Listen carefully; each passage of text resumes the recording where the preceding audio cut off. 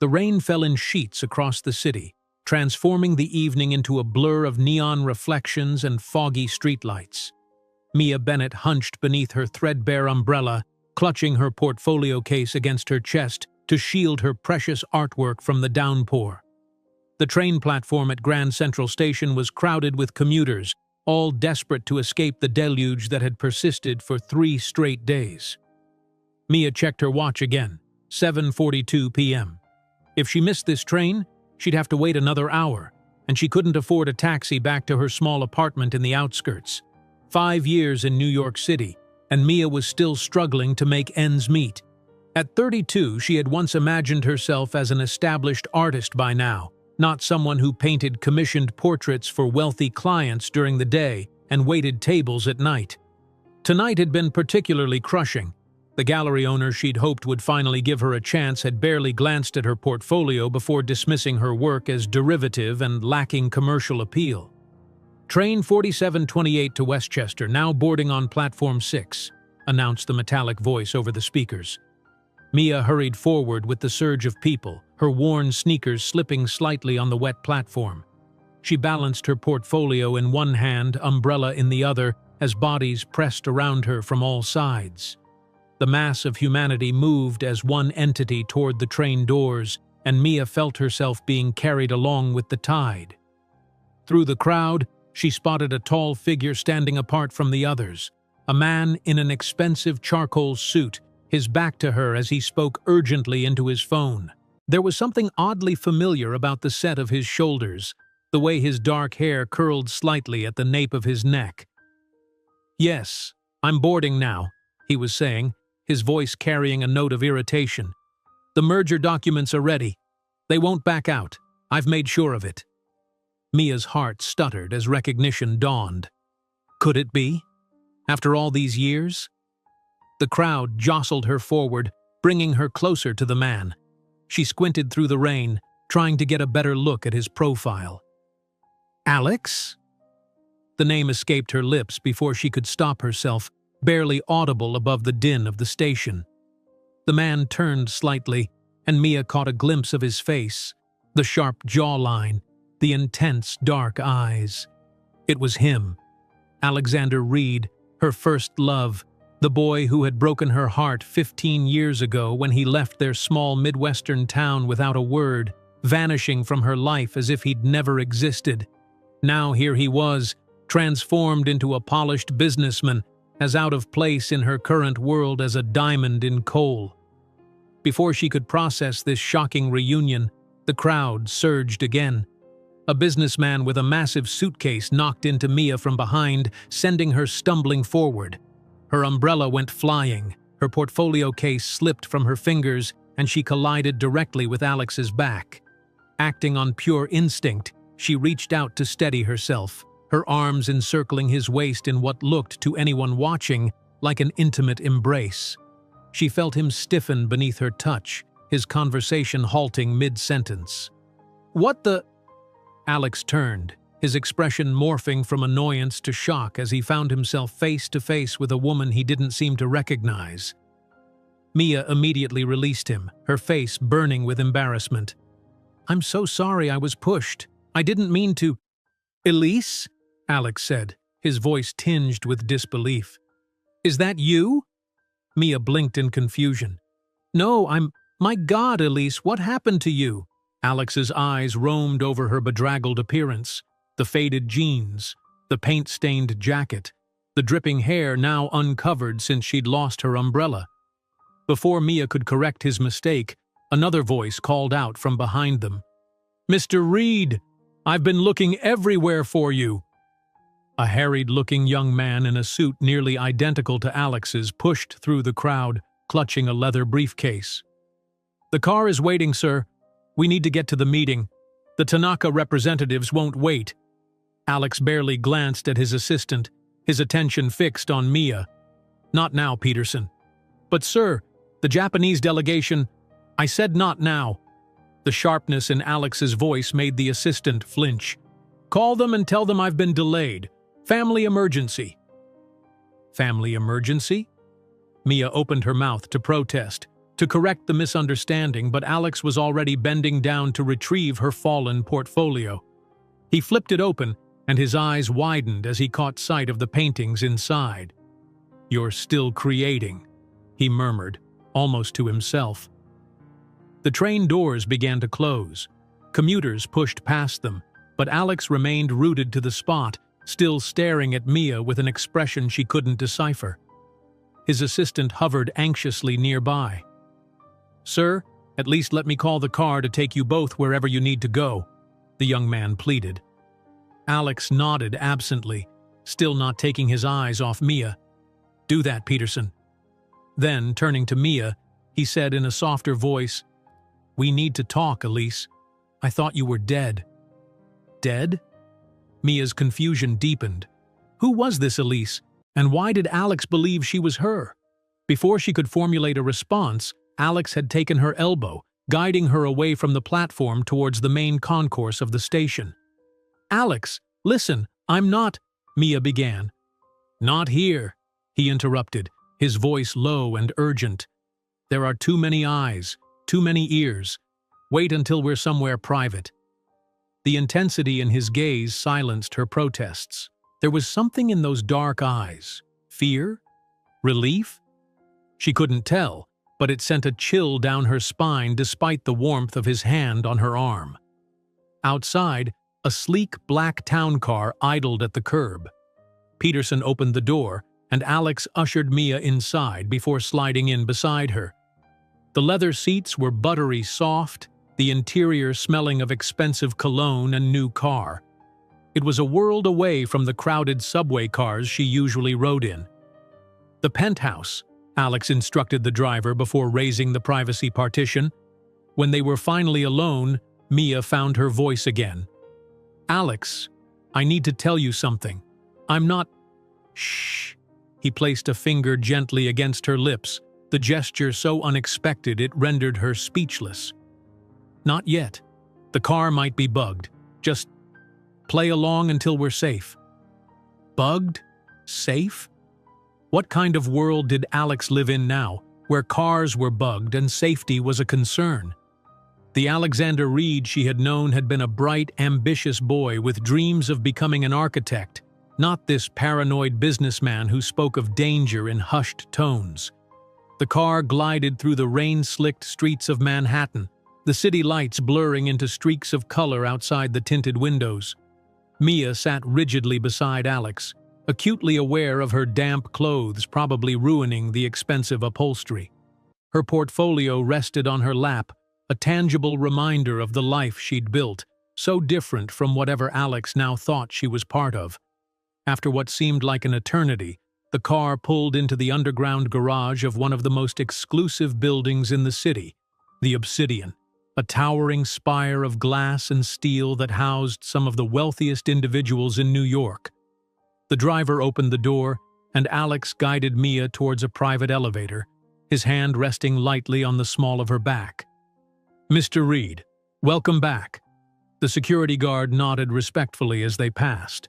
The elevator required a key card and fingerprint to operate.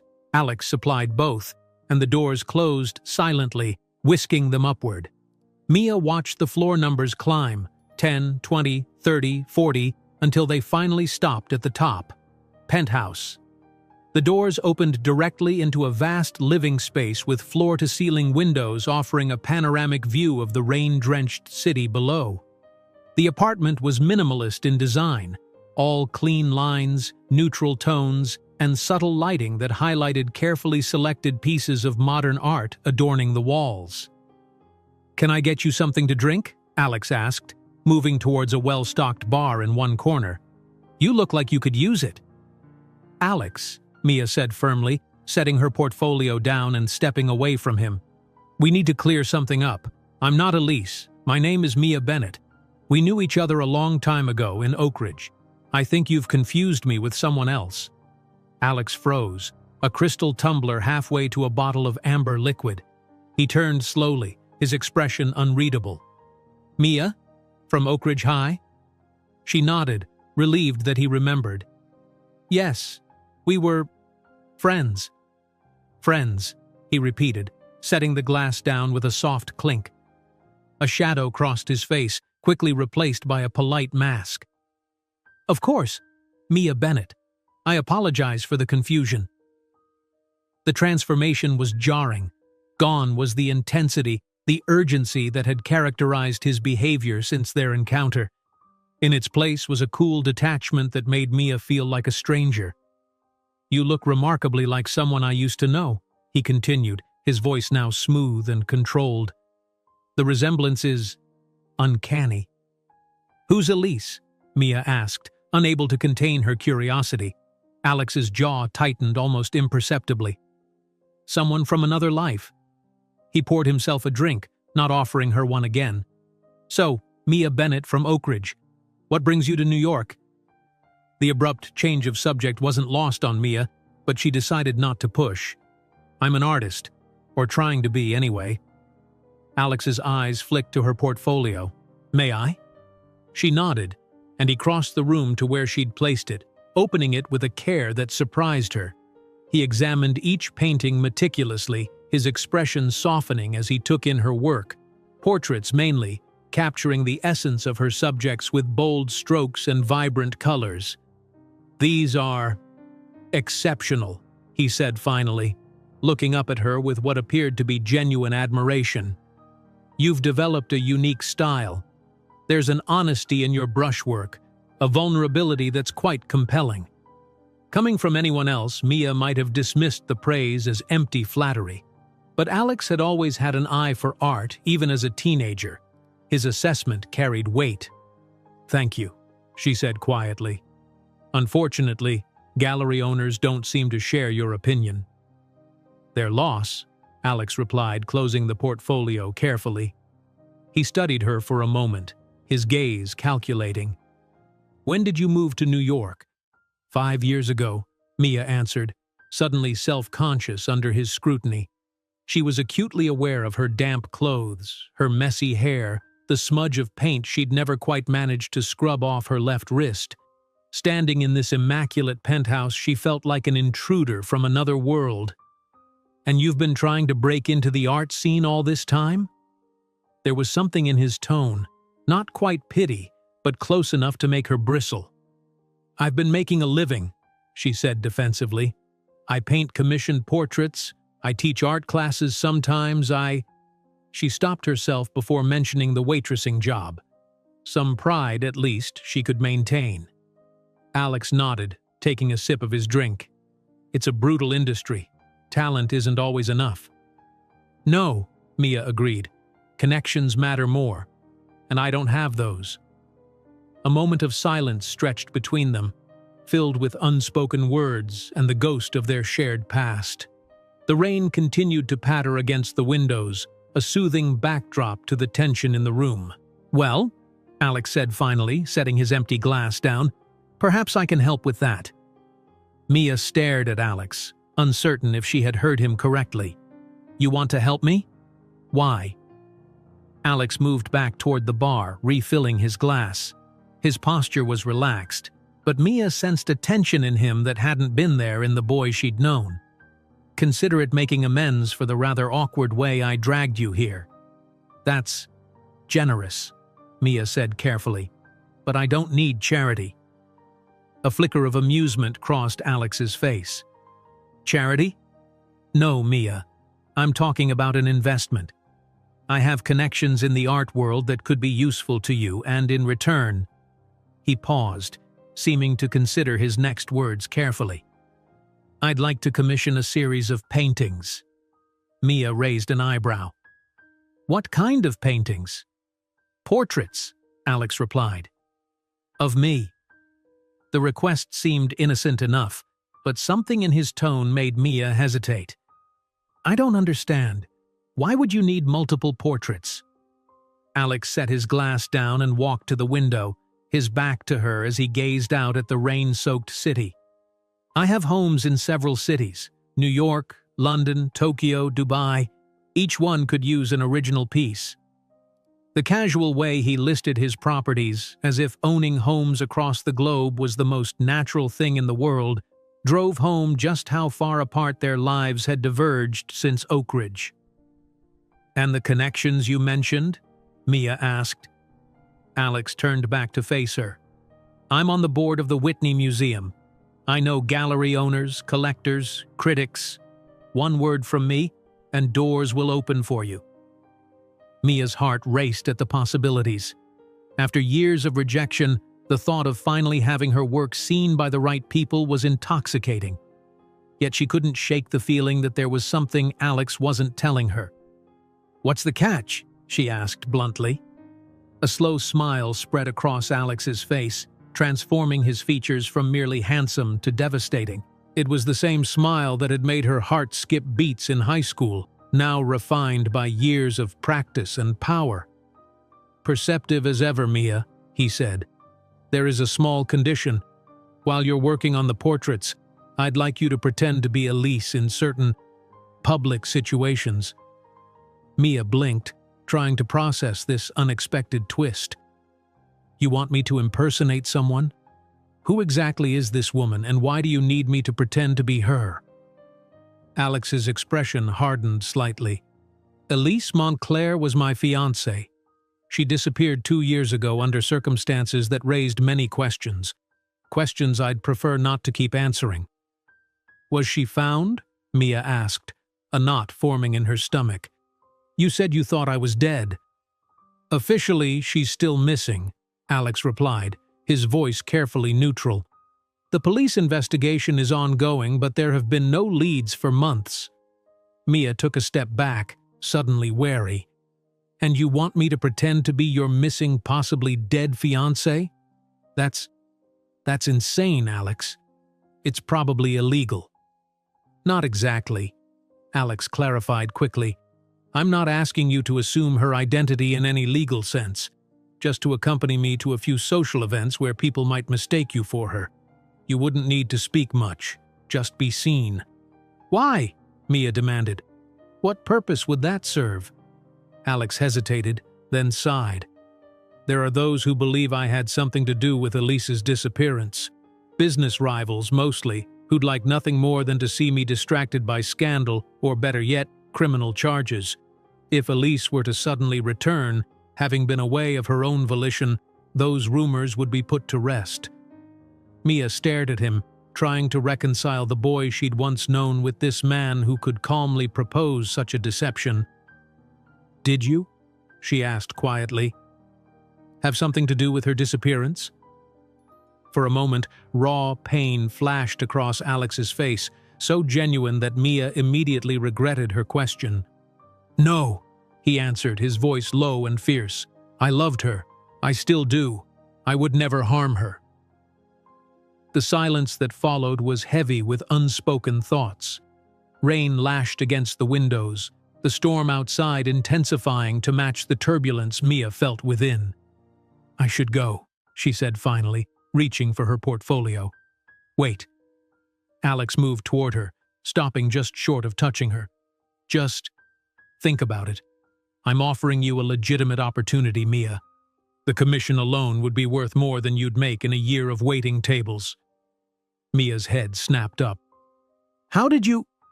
The paint stains on your hands, but the slight calluses that come from carrying trays, Alex explained. I noticed details. It's part of what's made me successful. Mia felt exposed, as if he could see through all her struggles, all her failures. It was humiliating, yet strangely intimate. Even if I were to consider this bizarre arrangement, she said, I don't look that much like her. People who knew her would realize I'm not Elise. You'd be surprised, Alex replied. The human mind sees what it expects to see. With the right clothes, the right hairstyle, the resemblance is already uncanny. It would be enough to plant the seed of doubt. Mia shook her head, overwhelmed. I need to think. This is all too much. Of course, Alex said, his tone softening. Take all the time you need.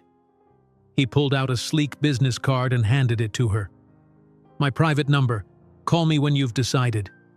Mia took the card, noticing the embossed logo of Reed Enterprises. I should really get home now. I'll have my driver take you, Alex offered, already reaching for his phone. No, Mia said firmly. I prefer the subway." It was a lie. She hated the subway at this hour, but she needed distance, needed to process everything without the lingering influence of Alex's presence. He looked like he wanted to argue, but instead nodded. "At least let me call you a taxi. The rain is getting worse." This much, Mia accepted. 10 minutes later, she was sitting in the back of a cab, watching the obsidian recede in the distance, Alex's business card burning a hole in her pocket. The rain had indeed intensified, turning the city streets into gleaming rivers that reflected the neon lights overhead. Mia leaned her head against the cool window, trying to make sense of the evening's bizarre turn of events. Her mind kept returning to the way Alex had looked at her when he thought she was Elise, that raw emotion, so at odds with the controlled businessman who'd emerged once he realized his mistake. Who was Elise Montclair, and what had really happened to her? And why had Alex seemed so afraid in those first moments at the train station? When the taxi pulled up outside her apartment building in Queens, Mia paid the driver and dashed through the rain to the entrance. The elevator was out of service again, so she trudged up 4 flights of stairs to her small one-bedroom apartment. The contrast between her modest home and Alex's luxurious penthouse couldn't have been more stark. Mia's apartment was tiny but filled with character. Paintings covered nearly every wall, some her own work, others trades with fellow artists. Mismatched furniture rescued from thrift stores and street corners had been lovingly restored. It wasn't much, but it was hers, earned through years of hard work and persistence. She set her portfolio down and peeled off her damp clothes, changing into dry sweatpants and an oversized t-shirt. As she made herself a cup of tea, her phone pinged with a message from her roommate, Jade. "Covering double shift. Don't wait up. BTW rent due tomorrow. You got your half?" Mia winced. With the rejection from the gallery, she'd been counting on her next waitressing paycheck to cover rent, but that was still 3 days away. She'd have to ask for an advance, which meant enduring her manager's disapproving sighs and veiled threats about her job security. Unless, almost against her will, Mia found herself taking out Alex's business card. The embossed lettering caught the light. "Alexander Reed, CEO, Reed Enterprises." Below it, a phone number, not the company's main line but his personal contact, he'd said. She set it down on the counter, trying to push away the temptation. What Alex was proposing wasn't just unusual, it was potentially dangerous. Impersonating a missing woman, even informally, could have serious consequences. And yet, Mia walked to her easel where her latest work in progress stood. A commissioned portrait of a banker's wife, a woman with cold eyes and a colder smile who had already sent back the preliminary sketch twice with petty criticisms. The work was technically proficient but soulless, the kind of art Mia had never wanted to create. How long could she keep doing this? Painting portraits she hated for people she couldn't stand, working nights at a restaurant where customers treated her like she was invisible, scraping by month after month with nothing to show for it but calloused hands and dwindling dreams. Her gaze drifted back to the business card. A legitimate commission from someone like Alexander Reed would be worth thousands, enough to pay her rent for months, maybe even a year. And the connections he offered could be the break she'd been waiting for. But at what cost? Mia's phone rang, startling her from her thoughts. An unknown number. She hesitated, then answered. "Did you get home safely?" Alex's voice was smooth, controlled, yet with an undercurrent of something she couldn't quite place. "How did you get my number?" Mia asked, ignoring his question. "The taxi company," Alex replied, unapologetic. "I wanted to make sure you arrived without incident." Mia should have been annoyed at the invasion of privacy, but found herself oddly touched by his concern. "I'm fine. Thank you for checking." A brief silence followed, then Alex spoke again. "I realize my proposal earlier might have seemed unorthodox. I want to assure you that everything would be above board. A formal contract for the commission, generous compensation, and no expectation for you to do anything that makes you uncomfortable." "Why me, Alex?" Mia asked softly. There must be professional actresses who could play this role more convincingly. An actress would be recognized, Alex answered. You're unknown in my circles. And he paused. There's a genuineness to you, Mia, something that can't be faked. That's what I need. Mia closed her eyes, torn between suspicion and the desire to believe him. I need time to think about it. Of course, Alex said, but I should mention that I'm hosting a charity gala at the Met next weekend. It would be the perfect opportunity to make your first appearance as Elise, if you're interested. A charity gala at the Metropolitan Museum of Art. The kind of event where Mia would normally be serving champagne, not attending as a guest. The kind of event where she might meet gallery owners, collectors, people who could change the trajectory of her career with a single word. I'll think about it, she repeated more firmly this time. That's all I ask, Alex said. Good night, Mia. After he hung up, Mia stood in her small kitchen, feeling as if she were standing at a crossroads. One path led back to the life she knew, the struggle, the rejection, the slow death of her artistic dreams. The other path, the one Alex offered, led somewhere unknown, potentially dangerous, but glittering with possibility. Her phone pinged again, another message from Jade. Seriously, rent? Mia picked up Alex's business card, ran her thumb over the embossed lettering, and made her decision.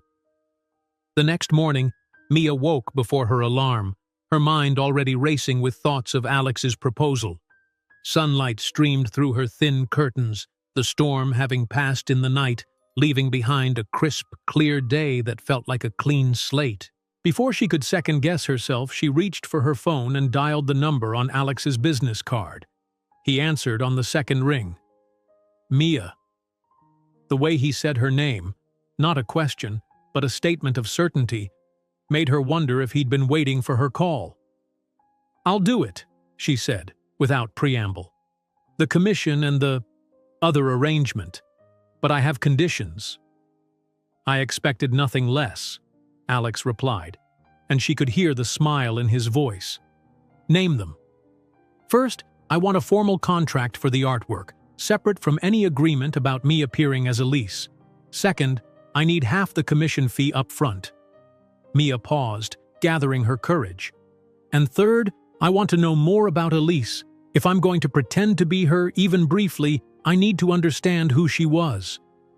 There was a moment of silence on the other end of the line. The first two conditions are easily met, Alex said finally. The third is more complicated, but I understand your reasoning. Can you come to my office today? We can finalize the details and begin preparations for the gala. 3 hours later, Mia found herself stepping out of an elevator into the headquarters of Reed Enterprises, located in a sleek skyscraper in Midtown Manhattan. The reception area was a study in understated luxury, polished marble floors, walls of smoked glass, and a massive desk behind which sat an immaculately groomed receptionist. Ms. Bennett, the woman greeted her with a practiced smile. Mr. Reed is expecting you. Please follow me. Mia was acutely aware of her appearance as she walked through the pristine office. She'd worn her best outfit, a simple black dress that she'd bought secondhand and tailored herself, but it felt woefully inadequate in these surroundings. Employees in designer suits glanced at her curiously as she passed, and she fought the urge to shrink under their scrutiny. The receptionist led her to a corner office with floor-to-ceiling windows offering a spectacular view of the city. Alex stood as she entered, dismissing the receptionist with a nod. Mia, thank you for coming. He gestured to a leather chair across from his desk. Please sit. Alex looked every inch the powerful CEO in his tailored suit, his dark hair perfectly styled. Yet there was a tension in his shoulders, a wariness in his eyes that hadn't been there the night before. I've had the contracts drawn up, he said, sliding 2 folders across the desk. One for the commission, one for our arrangement. Take your time reviewing them. Mia opened the first folder and her breath caught. The commission fee was more than she made in 2 years. This is very generous, she managed. It reflects the value of your work. Alex replied simply. And your discretion. The second contract was more unusual. A confidentiality agreement that outlined her role in appearing as Elise at selected social events, along with a substantial consulting fee for each appearance. The language was carefully crafted to avoid any explicit mention of impersonation or deception. Everything appears to be in order, Mia said after reviewing both documents. But before I sign, I'd like to know more about Elise, as I mentioned on the phone. Alex's jaw tightened almost imperceptibly. He pressed an intercom button on his desk.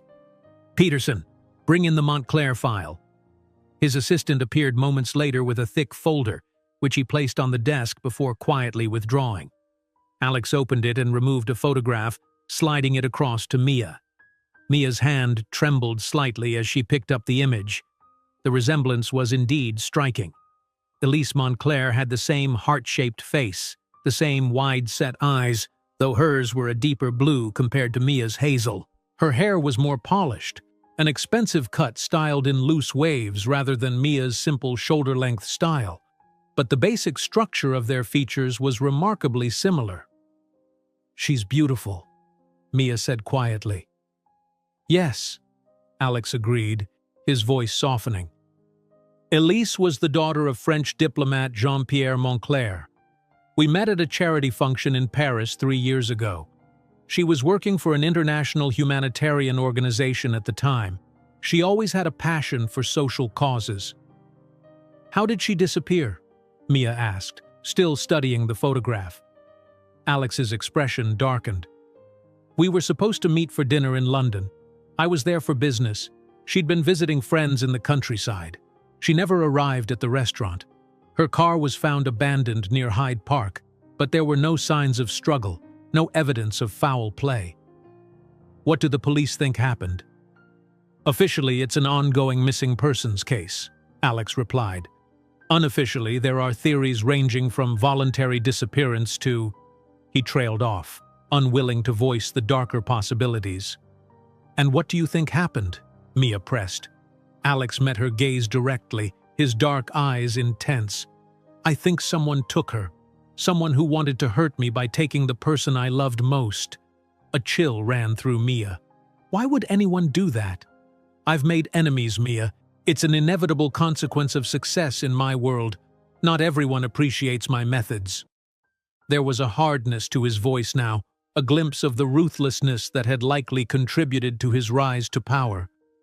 Mia set the photograph down, feeling suddenly out of her depth. And you think my appearing as Elise will somehow help? If people believe she's returned voluntarily, the investigation will shift focus. It might draw out whoever is responsible. Alex leaned forward, his expression earnest. I just want to find the truth, Mia, and maybe in doing so I can clear my name from the whispers that have been circulating. Mia wasn't entirely convinced, but she found herself nodding nonetheless. She picked up the pen and signed both contracts, sealing her fate with a sweep of blue ink. Alex's shoulders relaxed visibly as she pushed the documents back across the desk. Thank you, he said, with what seemed like genuine gratitude. Now, we have a lot to do before the gala. What followed was a whirlwind of preparation that left Mia breathless. Alex immediately transferred the advance to her bank account, the notification making her momentarily dizzy with relief, before introducing her to a team of people who would facilitate her transformation into Elise. First came Vivian, a stern-faced Frenchwoman who was apparently one of the city's most exclusive stylists. She circled Mia like a hawk, making notes and occasionally tugging at her hair or clothing with a dissatisfied expression. Z resemblance is there, but Z presentation. She clicked her tongue disapprovingly. We have much work to do, Mr. Reed. Next was Marcus, a soft-spoken man responsible for coaching Mia on Elise's mannerisms and speech patterns. Elise had a slight French accent, nothing too pronounced, he explained, and she moved with exceptional grace. Ballet training in her youth. Small details, but crucial for authenticity. By late afternoon, Mia's head was swimming with information about Elise, her preferences, her habits, her history.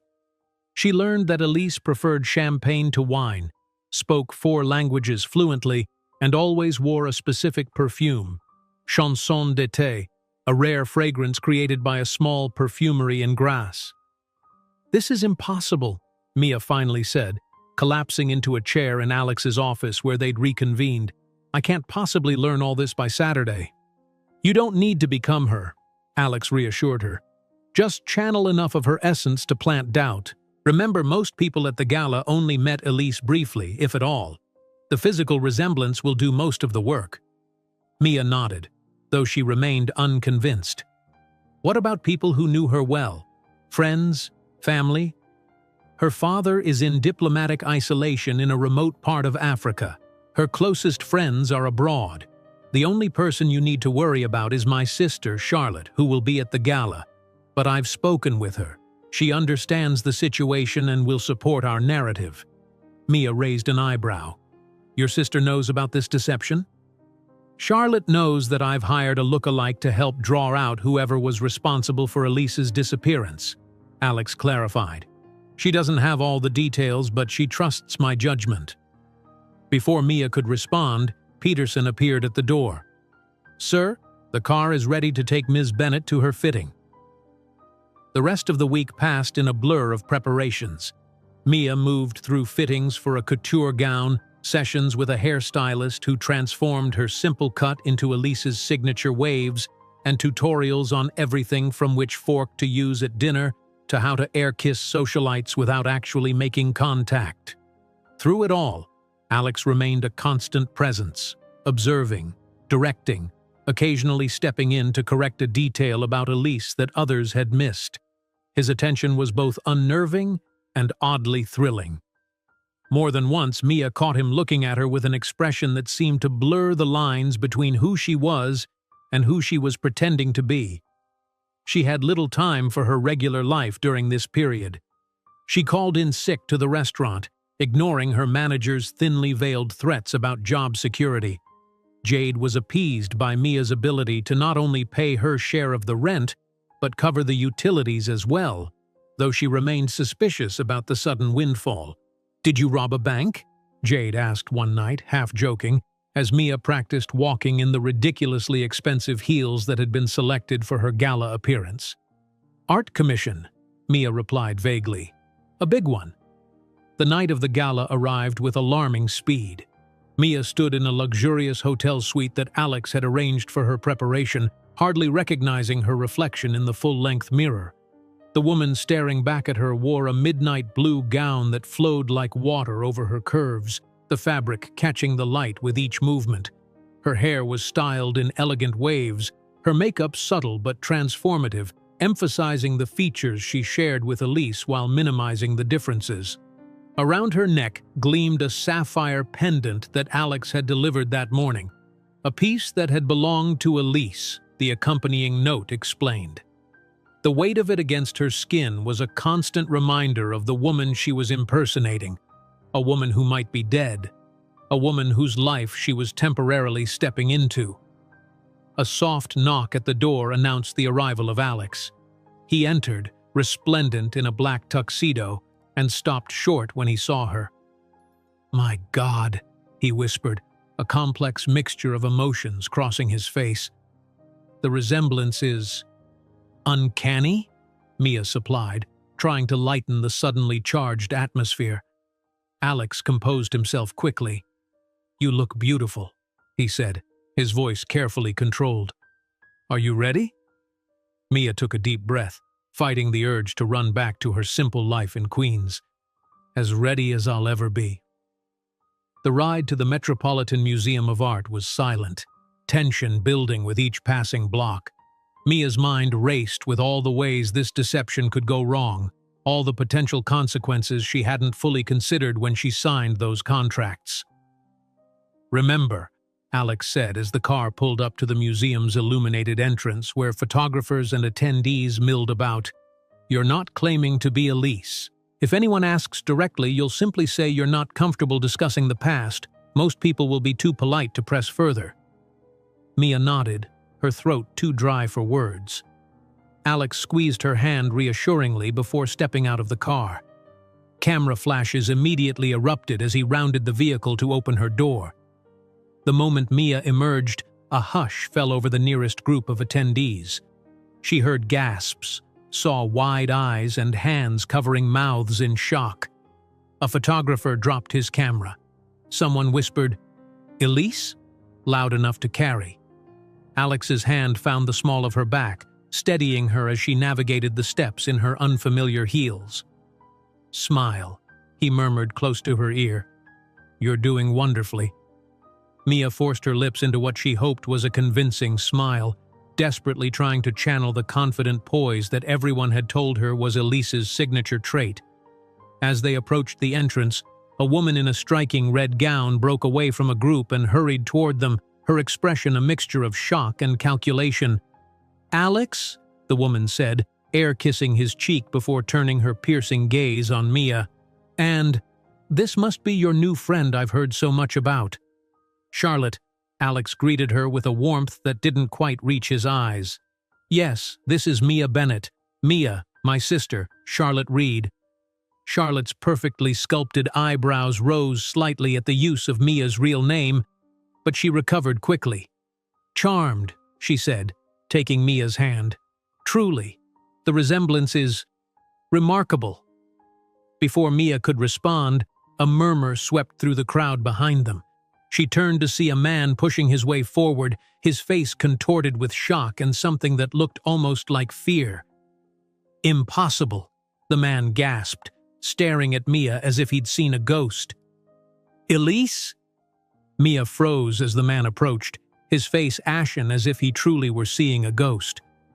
Alex's hand tightened on her waist, a subtle warning. "James," Alex greeted the man with practiced calm. "I see you've noticed my guest, Mia Bennett." James shook his head, eyes never leaving Mia's face. "No, that's not... This isn't possible." Charlotte stepped between them, her smile tight. "James, darling, you're making a scene. Perhaps you've had too much champagne already?" "I know what I'm seeing," James insisted, his voice rising. People nearby had stopped their conversations, turning to watch the unfolding drama. "That's Elise. How are you doing this, Reed?" Alex's expression remained impassive, but Mia felt the tension radiating from him. "James, let me introduce you properly. This is Mia Bennett, an artist who is working on a series of portraits for me. Mia, this is James Whitaker, a business associate." "Associate?" James laughed bitterly. "Is that what we're calling it now? After everything your family did to mine?" The crowd's attention was now fully on them, whispers rippling through the elegant gathering. Mia's heart hammered against her ribs, but she remembered her coaching, channel Elise's confidence, her poise. "It's a pleasure to meet you, Mr. Whitaker," she said, extending her hand with a grace that didn't feel like her own. "Though I'm afraid there's been a misunderstanding." James ignored her outstretched hand, his eyes wild. "You even sound like her. What kind of sick game is this, Reed?" Before the situation could escalate further, a distinguished older man with silver hair approached. "James, I believe your father is looking for you," he said firmly, placing a hand on James's shoulder. "Mr. Reed, Ms. Bennett, please excuse this interruption. James has been under considerable stress lately." "Of course, Senator," Alex replied smoothly. "No harm done." The senator steered a still protesting James away, leaving an awkward silence in their wake. Charlotte let out a delicate laugh designed to dispel tension. "Well, that was dramatic," she said. "Come, let's get you both a drink. You look like you could use one, Mia." As they made their way through the crowd, Mia whispered to Alex, "Who was that?" "James Whitaker," Alex murmured back. "Son of Victor Whitaker, my former business partner. There's bad blood between our families." "And he knew Elise?" "They met a few times at events like this. His reaction was stronger than I anticipated." Charlotte, who had been walking ahead, glanced back at them with a look that suggested they should table the discussion. They had reached the bar, where a server in a crisp uniform immediately presented them with champagne. "To new beginnings," Charlotte said, raising her glass with a meaningful look at Mia. The next hour passed in a blur of introductions and small talk. Mia found herself swept from one group to another on Alex's arm, each new encounter bringing curious glances and barely concealed whispers. She relied heavily on the coaching she'd received, keeping her responses vague when questions veered too close to Elise territory, deflecting with practiced smiles and subtle changes of subject. Through it all, Alex remained close, his hand rarely leaving the small of her back. His touch was both reassuring and unsettling, a constant reminder of the bizarre bargain they'd struck. "You're doing beautifully," he whispered during a brief moment alone as they stood before an impressive floral arrangement in the museum's grand hall. "The word is already spreading. By midnight, half of New York society will believe Elise has returned." "And the other half?" Mia asked. A shadow crossed Alex's face. "We'll be asking questions, which is exactly what I want." Before Mia could inquire further, Charlotte appeared at her elbow. "Sorry to interrupt, but there's someone who's absolutely dying to meet Mia." She linked her arm through Mia's, effectively separating her from Alex. "I'll bring her right back, brother dear." Charlotte guided Mia toward a quieter area of the gala, near a display of ancient Greek artifacts. "You're quite convincing," she said, her tone conversational but her eyes sharp. "Even I might be fooled if I didn't know better." "Thank you?" Mia replied uncertainly. Charlotte stopped, turning to face Mia directly. "Let me be clear. I'm helping Alex because he's my brother and I believe he had nothing to do with what happened to Elise. But this charade you're participating in, it's dangerous." "Dangerous how?" "Alex hasn't told you everything," Charlotte said, lowering her voice. "Elise wasn't just some socialite who disappeared. She was asking questions, digging into Reed family business, the kind of questions that make powerful people nervous." Mia's stomach tightened. "What kind of questions?" "About our father's business practices, about certain acquisitions that happened under questionable circumstances." Charlotte glanced around, ensuring they weren't overheard. "About the Whitaker bankruptcy." "The Whitakers? Like that man, James?" Charlotte nodded. "Victor Whitaker was our father's closest friend and business partner for 20 years, until Dad orchestrated a hostile takeover that left Victor penniless. Victor killed himself 3 months later. James has never forgiven our family, especially Alex, who led the final negotiations."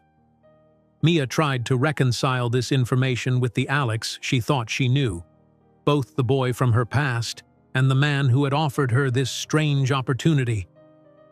"Why are you telling me this?" "Because you should know what you're involved in," Charlotte replied. "Elise started looking into the Whitaker case about a month before she disappeared. She believed there was evidence that could implicate Alex in corporate fraud." "Did she find anything?" Charlotte's expression was unreadable. "I don't know. But I do know that if she did, and if that's why she disappeared, then whoever is responsible won't be pleased to see her, or someone who looks remarkably like her, back in circulation." A chill ran through Mia despite the warmth of the crowded room. "Are you saying I could be in danger?" "I'm saying be careful, watch your back, and don't trust everything my brother tells you." Charlotte's smile returned, bright and artificial, as she spotted someone approaching.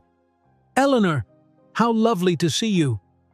An elegant older woman joined them, her keen eyes immediately fixing on Mia. "Charlotte, dear, and this must be the young woman everyone is whispering about." "Eleanor Lockwood, this is Mia Bennett," Charlotte introduced them. "Eleanor is on the board of the museum with Alex." "Enchanted," Eleanor said, studying Mia with undisguised curiosity. "The resemblance is truly remarkable. I knew Elise quite well, you know. We served on several charity committees together." Mia summoned her most gracious smile. "It's a pleasure to meet you, Mrs. Lockwood. Tell me, dear, where did you and Alex meet?" Eleanor asked, her tone light but her gaze penetrating. Before Mia could answer, Alex appeared at her side as if summoned. "Rescuing you from my sister's clutches," he said lightly, though his eyes conveyed a different message as they briefly met Charlotte's. "Eleanor, wonderful to see you. I hope you don't mind if I steal Mia away. There are a few more people I'd like her to meet." "Of course," Eleanor replied, "though I do hope we'll have a chance to chat later, Ms. Bennett. I find you intriguing." As Alex led her away, Mia felt the weight of Eleanor's gaze following them. "She knew Elise well?" "Eleanor knows everyone well," Alex replied.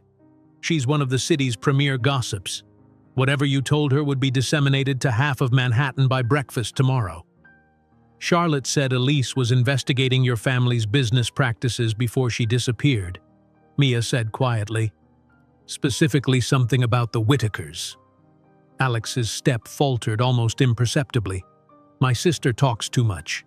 "Is it true?" Alex guided her toward a less crowded area near a massive marble sculpture. "It's complicated, Mia. Elise had concerns about some of my business dealings. We argued about it. It's one of the reasons some people suspected me when she disappeared." "Did she find something incriminating?" "No," Alex said firmly, "because there was nothing to find. The Whitaker situation was unfortunate but completely legal. My father's methods were cutthroat, yes, but never criminal." Mia wasn't entirely convinced, but before she could press further, a commotion near the entrance caught their attention. A woman was arguing with security, her voice rising above the murmur of the crowd. "I have every right to be here. I'm on the guest list. Helena Winters, +1. "What is she doing here?" Alex muttered, his expression darkening. "Who is she?" Mia asked. "Helena Winters, society columnist specializing in scandal and character assassination." Alex's jaw tightened. "And Elise's best friend." Mia's eyes widened. "You said her close friends were abroad." "They were supposed to be," Alex replied grimly. "Helena was in Paris as of yesterday." The security guards had finally allowed Helena through, and she was scanning the room with purpose. Her gaze landed on Alex and Mia, and her face transformed with shock. "We need to leave," Alex said, taking Mia's elbow. "Now." But it was too late. Helena was already making her way toward them, pushing past other guests with determined strides. She stopped a few feet away, her face pale as she stared at Mia. "What is this?" she demanded, her voice trembling. "What the hell is this, Alex?" "Helena," Alex greeted her with forced calm. "I wasn't aware you were back in the country." "Clearly," she snapped, her eyes never leaving Mia's face. "Is this why you didn't return my calls? You've replaced Elise with a lookalike? How dare you?" Guests nearby turned to watch the confrontation, their expressions ranging from embarrassment to avid interest. Mia felt herself shrinking under Helena's furious gaze. "You've misunderstood the situation," Alex said, his voice low. "This is Mia Bennett, an artist I've commissioned for a series of portraits." "Bullshit," Helena spat. "You expect me to believe this is a coincidence? That she just happens to look exactly like Elise? What kind of sick game are you playing?" Charlotte appeared, placing herself between Helena and Alex. "Helena, you're making a scene. Perhaps we should discuss this privately." "I don't want privacy. I want answers." Helena turned her attention to Mia. "Do you know what you've gotten yourself into? Do you know what he's capable of?" Security was approaching again, drawn by the disturbance. Alex turned to Mia, his expression tense. "We're leaving. Now." This time, Mia didn't resist as he guided her toward a side exit. She heard Helena calling after them, her voice laced with both anger and pain. "She trusted you, Alex. She loved you. And look what happened to her." As they stepped into the cool night air, Mia felt a profound sense of unease. "Alex, I think you need to tell me the whole truth about Elise." Before he could respond, a sleek black car pulled up to the curb. Peterson emerged from the driver's seat, his expression grave. "Sir, there's been a development," he said. "They've found something in the Thames, a woman's body." Alex's face drained of color. "Is it—" "They're not sure yet," Peterson replied, "but they found her wallet nearby. ID belonging to Elise Montclair. Mia stared at Peterson, then at Alex, trying to process what she'd just heard. A body. Elise's ID. The implications were staggering, threatening to collapse the careful construct they'd created. "Get in," Alex said, his voice hollow as he opened the car door for her. Mia hesitated. The night had already spiraled beyond her expectations, and every instinct told her to walk away, to return to her simple life in Queens and forget she'd ever agreed to this arrangement. But the look on Alex's face, a mixture of shock, grief, and something else she couldn't quite identify, made her slide into the back seat. Alex followed, sitting close enough that she could feel the tension radiating from his body. Peterson took the wheel, and the car pulled smoothly away from the curb just as Helena emerged from the museum, scanning the street with frantic eyes. "Where are we going?" Mia asked. "My office," Alex replied. "I need to make some calls." They rode in silence, the city lights blurring past the windows. Mia's mind raced with questions, but she held them back, sensing Alex's need to process. Only when they were ascending in the private elevator to Reed Enterprises did she finally speak. "If they've found Elise's body, what does that mean for this arrangement?" Alex's eyes met hers, his gaze unreadable. "It means things have become more complicated." The elevator doors opened directly into his office suite. Peterson remained with them, standing unobtrusively near the door while Alex moved to his desk and began making calls. Mia caught fragments of conversations, coroners, identification procedures, international protocols for body retrieval. She sat in one of the leather chairs, suddenly exhausted. The events of the evening seemed surreal, like a film playing out around her rather than her actual life. The sapphire pendant felt heavy against her skin, a constant reminder of the woman whose identity she'd temporarily assumed, a woman who might now be confirmed dead.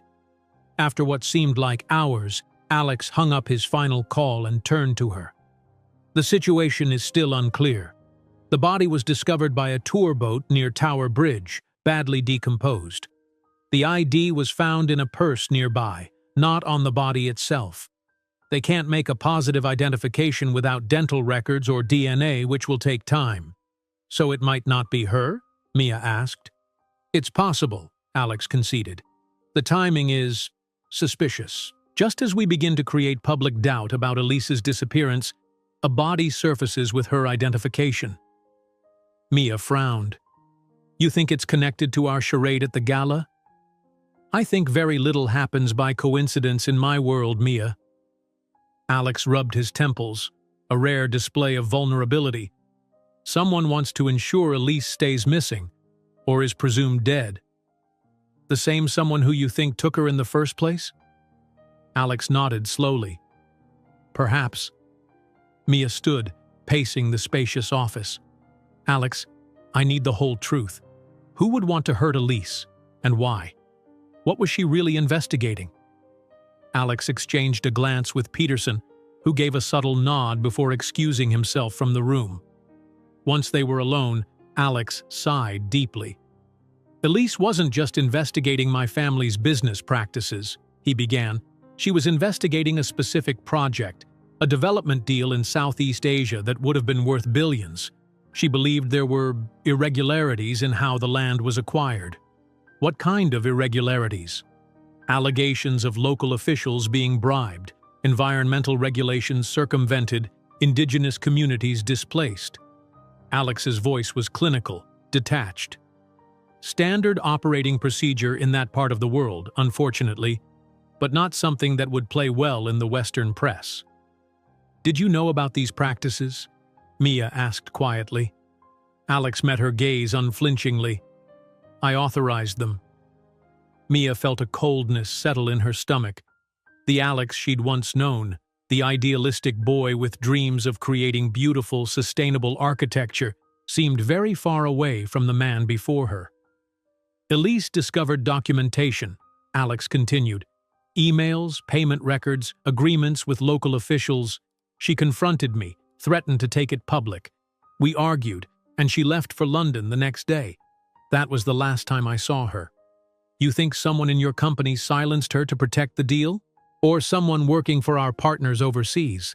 The project involved multiple corporations, governments, investment groups. The stakes were enormous. Mia wrapped her arms around herself, suddenly chilled despite the comfortable temperature of the office. Why didn't you tell me this from the beginning? Would you have agreed to help me if I had? Alex countered. Probably not, Mia admitted. So what happens now? If that body is identified as Elise, this whole pretense falls apart, which is why we need to act quickly. Alex moved toward her, his expression intent. Tomorrow morning we need to be seen together, publicly. Having breakfast at Balthazar, perhaps. We need to establish that you're not claiming to be Elise, just someone who bears a striking resemblance to her. And after that? After that, I need your help with something else. Alex hesitated, then continued. I need access to Elise's apartment. It's been sealed since her disappearance, police orders. But there might be information there, something she discovered that could lead us to whoever took her. Why do you need me for that? Surely you have keys. I do. But the building has doormen who knew Elise well. They won't question her entering her own apartment, especially if she's accompanied by her fiancé. Mia stared at him, the full implications dawning on her. You want me to impersonate Elise to get past security? That's breaking and entering, Alex. It's illegal. Technically, it would be trespassing at worst. The apartment is still in Elise's name, and I'm listed as a co-occupant on the lease. Alex ran a hand through his hair, disturbing its perfect arrangement. I know I'm asking a lot, Mia, but if that body is Elise's, then whoever is responsible might get away with it unless we find what she was hiding. Mia turned away, moving to the window to gaze out at the city lights. She had already crossed so many lines, ventured so far from her ordinary life. Yet something in Alex's desperation seemed genuine. Beneath the polished exterior of the successful businessman, she glimpsed the boy she had once known, the one who had valued truth and justice. One condition, she said finally, turning back to face him. If we find anything incriminating, anything that suggests criminal activity by you or your company, we turn it over to the authorities, all of it. Alex's jaw tightened, but he nodded. Agreed. Peterson returned a moment later, knocking discreetly before entering. Sir, Ms. Winters is downstairs demanding to see you. Security is holding her in the lobby, but she's threatening to call the police if you don't speak with her. Alex cursed under his breath. She won't go away, will she? He thought for a moment, then nodded. Send her up. Are you sure that's wise? Mia asked once Peterson had left to relay the instructions. Helena knew Elise better than anyone. She might have information we need. Alex moved to a cabinet and withdrew a bottle of scotch and 3 glasses. And it's better to confront her directly than to have her spreading theories to the press. Minutes later, Helena Winters burst into the office, her elegant gala attire at odds with her disheveled hair and smudged makeup. She stopped short when she saw Mia, still in her evening gown. You! Helena hissed, then turned to Alex. I just heard the news. A body in the Thames. Is it her? Is it Elise? They don't know yet, Alex replied, his voice calm. Preliminary identification could take days. Helena laughed bitterly. How convenient for you. Just as you parade this look-alike around town, Elise's body conveniently appears, washing away any suspicion that you were involved in her disappearance. I had nothing to do with what happened to Elise, Alex said, an edge creeping into his voice. Then explain her, Helena demanded, jabbing a finger toward Mia. Explain why you've hired someone who could be Elise's twin to pose as your new girlfriend. I'm not posing as anyone, Mia interjected, finding her voice. I'm an artist. Alex commissioned me to paint his portrait. The resemblance to Elise is coincidental. Helena scoffed. Do you really expect me to believe that? I was Elise's best friend for 10 years. We spoke nearly every day. She told me everything, including her suspicions about you, Alex. Alex poured 3 glasses of scotch, offering one to Helena, which she ignored. I know she was concerned about the Southeast Asia project. We argued about it, but I would never have harmed her. Not personally, perhaps, Helena conceded, finally taking the offered drink. But you Reed men have always been adept at keeping your hands clean while others do your dirty work. An uncomfortable silence settled over the room.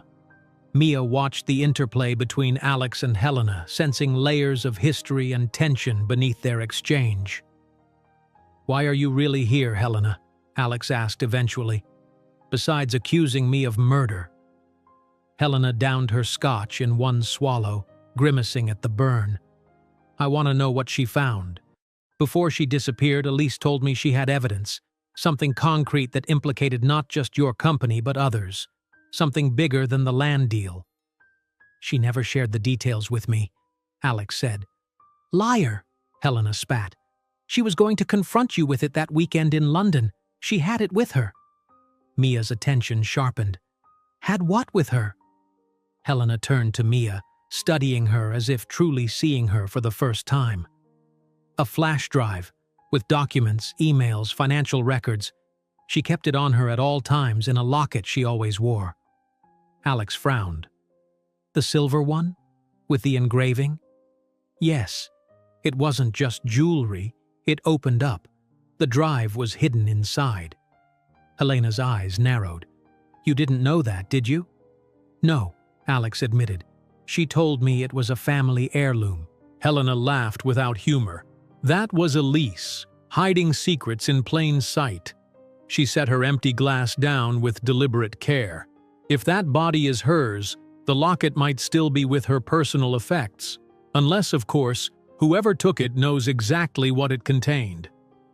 The implication hung heavy in the air. Mia glanced at Alex, whose expression had become unreadable again. "I'm going to London," Helena announced abruptly. "First flight tomorrow. I want to be there when they identify the body. I owe Elise that much." "I'll have my jet prepared," Alex offered. "You can be there by morning." Helena looked surprised by the gesture but nodded curtly.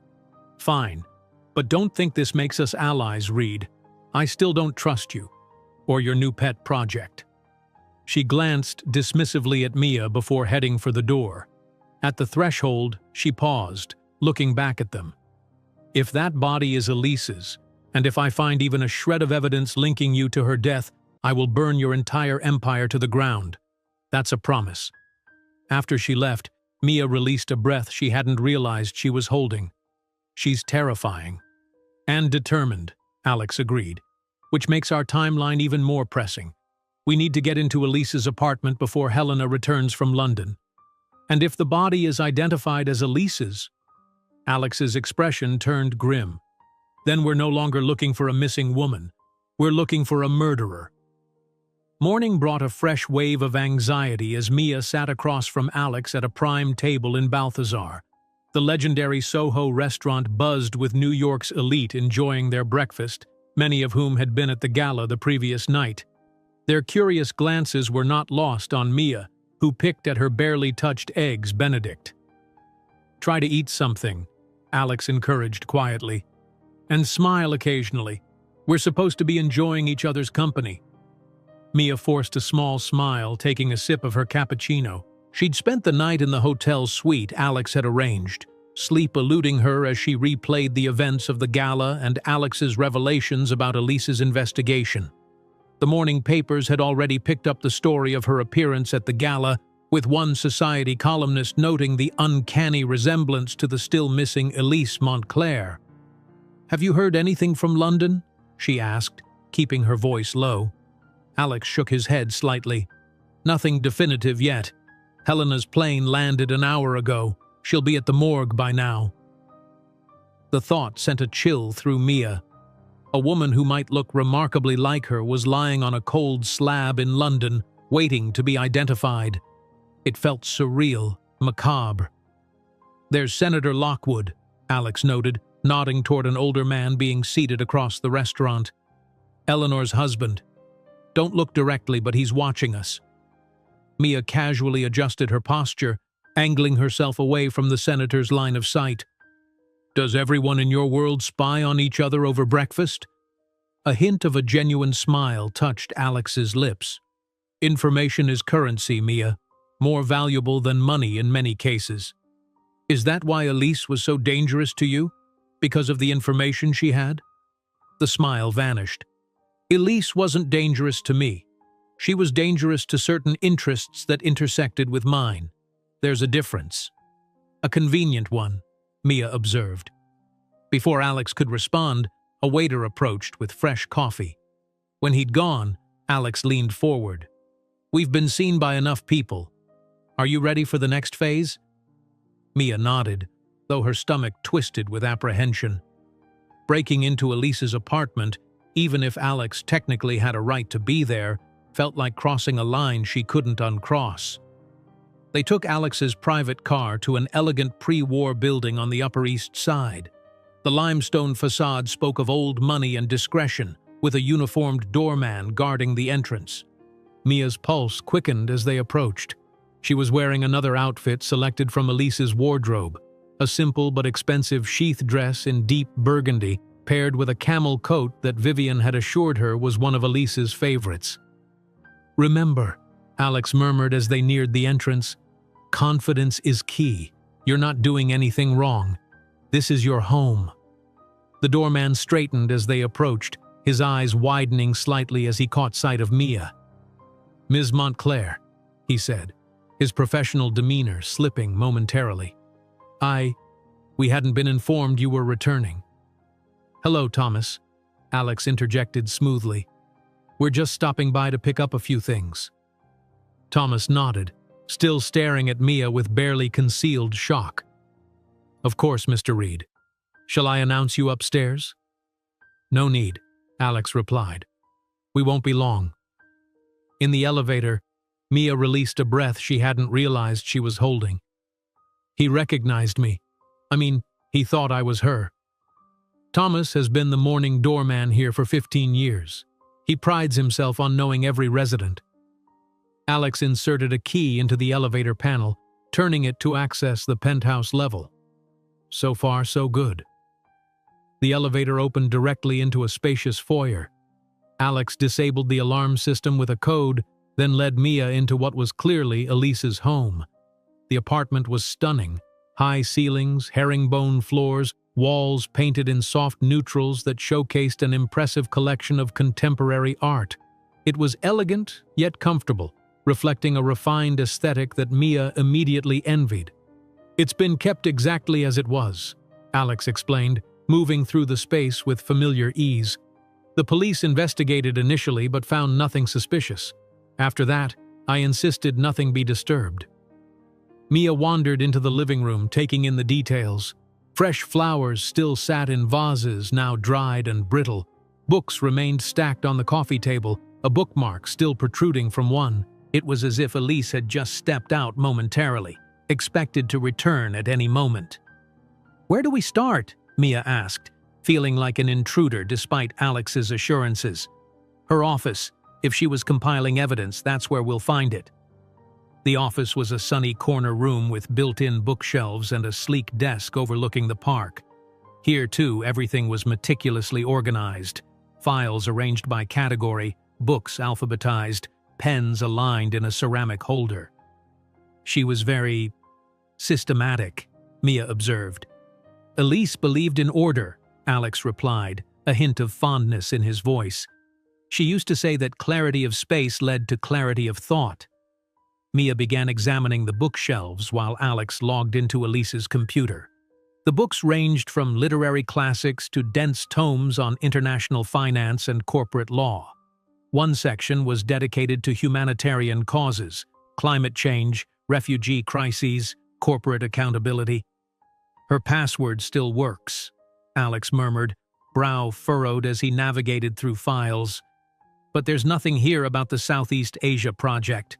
She must have kept that information elsewhere." Mia pulled out a book on corporate ethics, flipping through it absently. A slip of paper fell out, a receipt from a coffee shop in London, dated 2 days before Elise's disappearance. On the back, scrawled in hurried handwriting, CW, 4 p.m., Docks Re Sarawak. "Alex, look at this." She handed him the receipt. "Sarawak. Isn't that in Malaysia? Part of your development project?" Alex stared at the note, his expression tightening. "Yes, and CW could be Craig Whitaker." "As in, related to James and Victor Whitaker?" "Victor's younger brother. He was against the Reed takeover of Whitaker Industries. Vocally opposed it, in fact." Alex rubbed his jaw, thinking, if Elise was meeting with him, then maybe the Whitakers weren't just collateral damage in your business dealings, Mia finished. Maybe there was something specific about that takeover she was investigating. They continued searching, methodically working through drawers, checking books for more hidden notes, examining the backs of picture frames. In a decorative box on the bookshelf, Mia found a small key. "Safety deposit box, maybe?" she suggested, showing it to Alex. "Possibly," or his eyes lit with realization. Her jewelry box, in the bedroom. The master bedroom was a serene space in shades of ivory and pale blue. A large four-poster bed dominated the room, flanked by elegant nightstands. On the dresser sat an antique jewelry box inlaid with mother-of-pearl. Alex took the key from Mia and tried it in the lock. It fit perfectly. Inside, nestled among velvet-lined compartments containing earrings, bracelets, and necklaces, was a false bottom that slid away to reveal a hidden space. Within it lay a small red leather notebook. "Her journal," Alex said softly, lifting it out. "She always kept one, but I never knew where she hid it." He opened it carefully, revealing pages filled with neat, precise handwriting. Dates, names, amounts, all carefully documented with Elise's characteristic attention to detail. As they flipped through, a pattern emerged. A record of payments from Reed Enterprises to various officials and business entities in Southeast Asia, alongside notes about environmental violations and displaced communities. "She was building a case," Mia said, reading over his shoulder, methodically documenting everything. Alex's face had grown pale. "These payments, I authorized some of them, but others..." He pointed to several entries. "These were made without my knowledge, using corporate accounts I don't directly oversee." "Who would have access to those accounts?" "Board members, senior executives." Alex continued turning pages, his expression growing more troubled. "My father before he died, and Charlotte as a major shareholder." The final pages of the journal contained entries from the week before Elise's disappearance. The last one, dated the day she left for London, contained just a few lines. "Meeting CW tomorrow. He claims to have proof that the Whitaker takeover was orchestrated using insider information obtained illegally. Says RE hacked into WI servers, stole proprietary data. If true, criminal charges. Need to confront A with everything before going public." Alex closed the journal, his face unreadable. "She never made it to that meeting with me." "But she might have met with Craig Whitaker," Mia pointed out. "If he gave her evidence of corporate espionage, it would explain why someone wanted to silence her." Alex slipped the journal into his pocket. "We need to find Craig Whitaker." As they continued searching the bedroom, Mia noticed a framed photograph on the nightstand. Alex and Elise on a beach somewhere, both laughing into the camera. They looked happy, in love. The sight of it stirred an unexpected pang of something. Not quite jealousy, but a reminder that Elise had been real, not just a mystery to solve or a role to play. "You really loved her, didn't you?" Mia asked quietly. Alex paused, looking at the photograph. "Yes," he said simply. "Despite our disagreements, despite everything. Yes, I loved her." The raw honesty in his voice touched something in Mia. For all his power and wealth in that moment, Alex seemed vulnerable, human. It reminded her of the boy she'd once known in Oak Ridge, passionate, idealistic, before the world had hardened him. Their eyes met, and for a moment something electric passed between them. Then Alex's phone rang, shattering the moment. He checked the screen. "It's Peterson." Mia turned away, continuing to search while Alex took the call. She examined the bathroom, looking through medicine cabinets and drawers, finding nothing unusual. When she returned to the bedroom, Alex was ending his call, his expression grim. "What is it?" she asked. "They've completed the preliminary identification in London," he said. "The body is female, approximately the same age and build as Elise. The dental records are being compared now, but what? The body was found wearing a silver locket, exactly like the one Helena described." Mia felt her blood run cold. "The one with the flash drive inside." "Yes, but according to the police, when they opened it, it was empty." The implications hung heavily between them. If the locket had been emptied, someone had known exactly what they were looking for. "We need to go," Alex said urgently. "Now that Helena's involved, the police might decide to reseal the apartment." As they prepared to leave, Mia paused in the foyer, taking one last look at Elise's home, this space that had been preserved like a museum to a life interrupted. Her gaze fell on a small table near the door, where a ceramic dish held spare keys and loose change. Beneath it, barely visible, was the corner of what appeared to be a photograph. "Wait," she said, kneeling to retrieve it. It was a photograph that had been torn in half.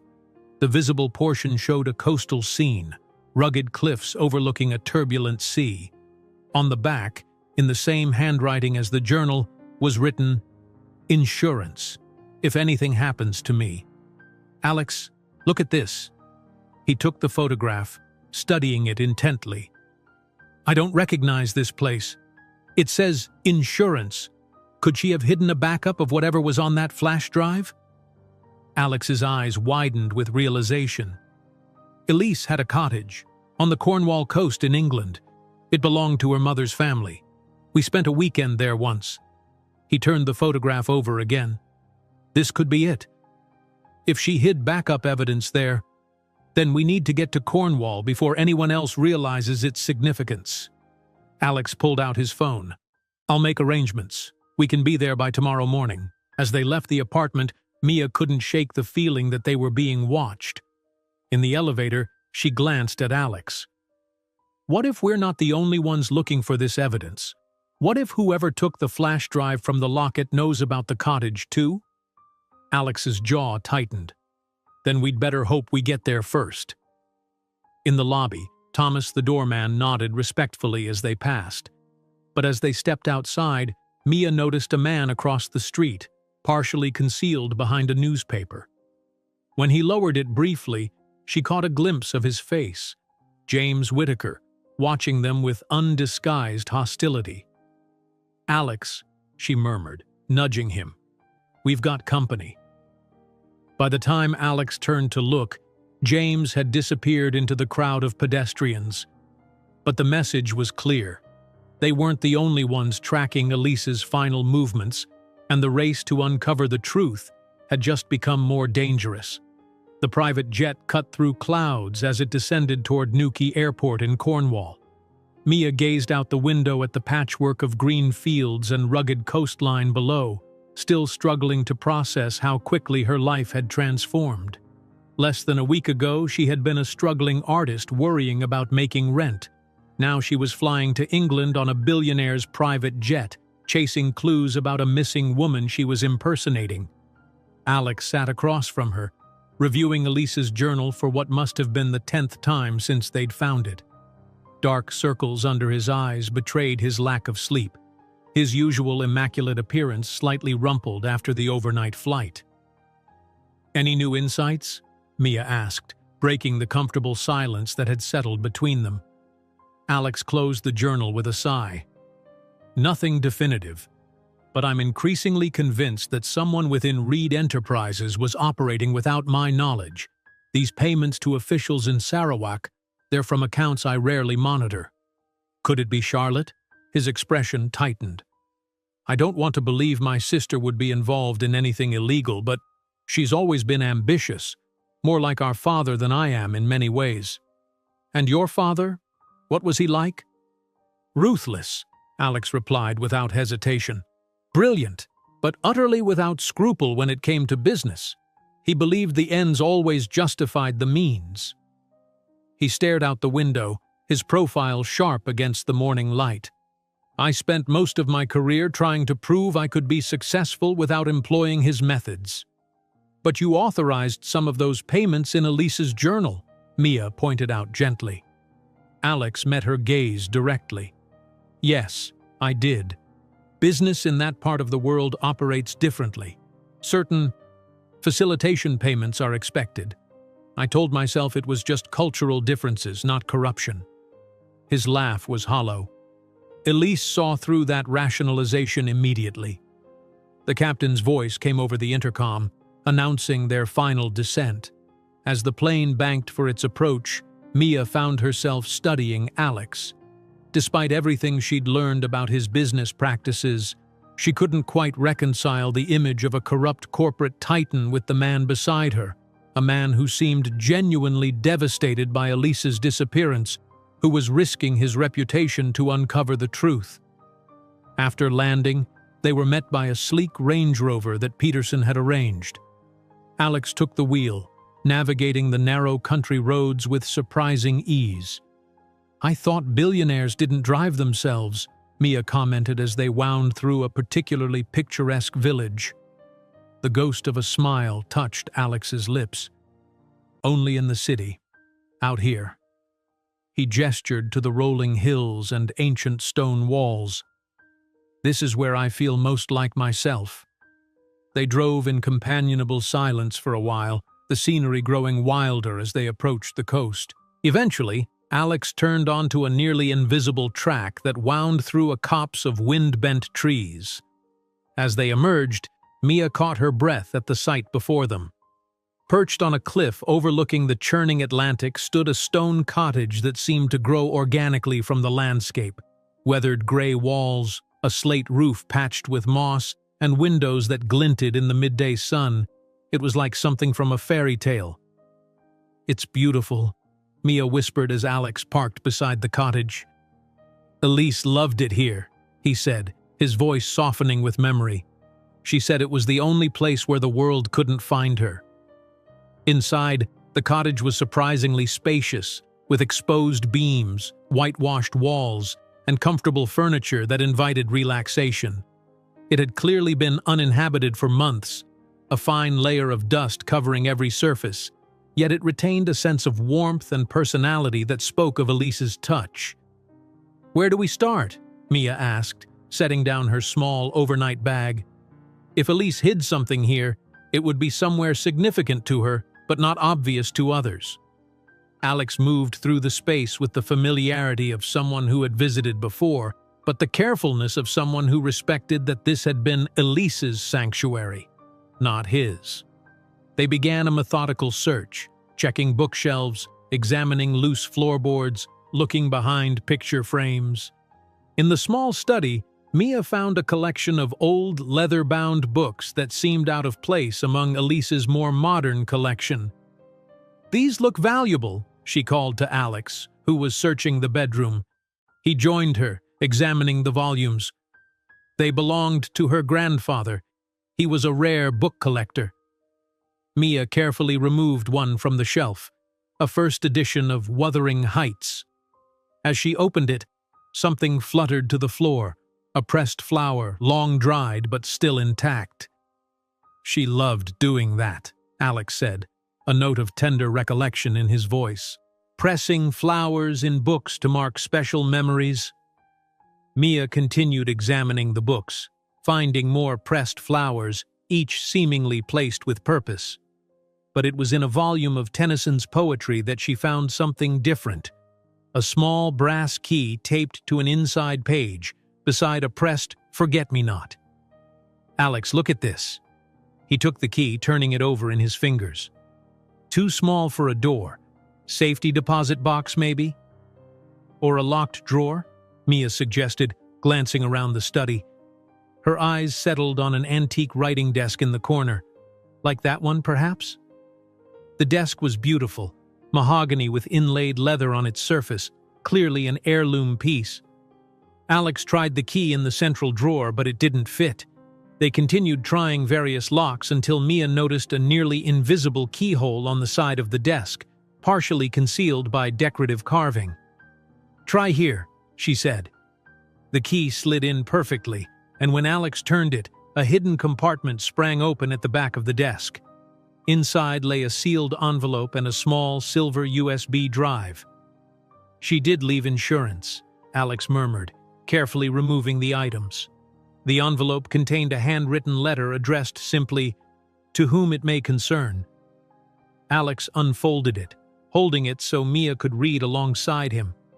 "If you're reading this, I am likely dead or missing," the letter began in Elise's elegant script. The accompanying drive contains evidence of corporate espionage, bribery, and environmental crimes committed by Reed Enterprises and its partners in the Sarawak Development Project. It also contains evidence that the takeover of Whitaker Industries was accomplished through illegal means, specifically the hacking of Whitaker's secure servers to obtain proprietary information and trade secrets. I've struggled with what to do with this information. My love for Alex conflicts with my commitment to truth and justice. I had hoped to confront him directly, to give him a chance to make things right before taking this evidence to the authorities. But if you're reading this, I never got that chance. I don't believe Alex personally authorized the more serious crimes detailed here, but his willful blindness to certain activities within his company makes him complicit. My hope is that this evidence will force a reckoning, not just for Reed Enterprises, but for an industry that has too long operated in ethical shadows. If anything happens to me, please ensure this information reaches the proper authorities, and tell Alex that despite everything, I loved him until the end. Elise Montclair. Alex stared at the letter, his face ashen. "She thought I knew," he whispered. "She thought I was looking the other way." Mia touched his arm gently. "But she still loved you. She wanted to give you a chance to make it right. A chance I never got." Alex carefully folded the letter and picked up the USB drive. "We need to see what's on this." He took out his laptop and plugged in the drive. It contained dozens of files meticulously organized into folders: emails, financial records, technical documents, and surveillance photos. As they began reviewing the contents, the full scope of what Elise had uncovered became clear. Someone within Reed Enterprises had indeed hired hackers to breach Whitaker Industries' security systems, stealing proprietary technology that had given Reed a decisive advantage in the takeover. The same parties had orchestrated an elaborate scheme of bribery and environmental cover-ups in Sarawak, far beyond the facilitation payments Alex had authorized. Most damning of all were a series of emails that implicated several Reed executives, including Charlotte, in what amounted to a conspiracy that had operated beneath Alex's awareness. "I can't believe Charlotte would do this," Alex said, his voice hollow as he read an email where his sister explicitly authorized a payment to hackers. "She knew how hard I'd worked to run the company ethically."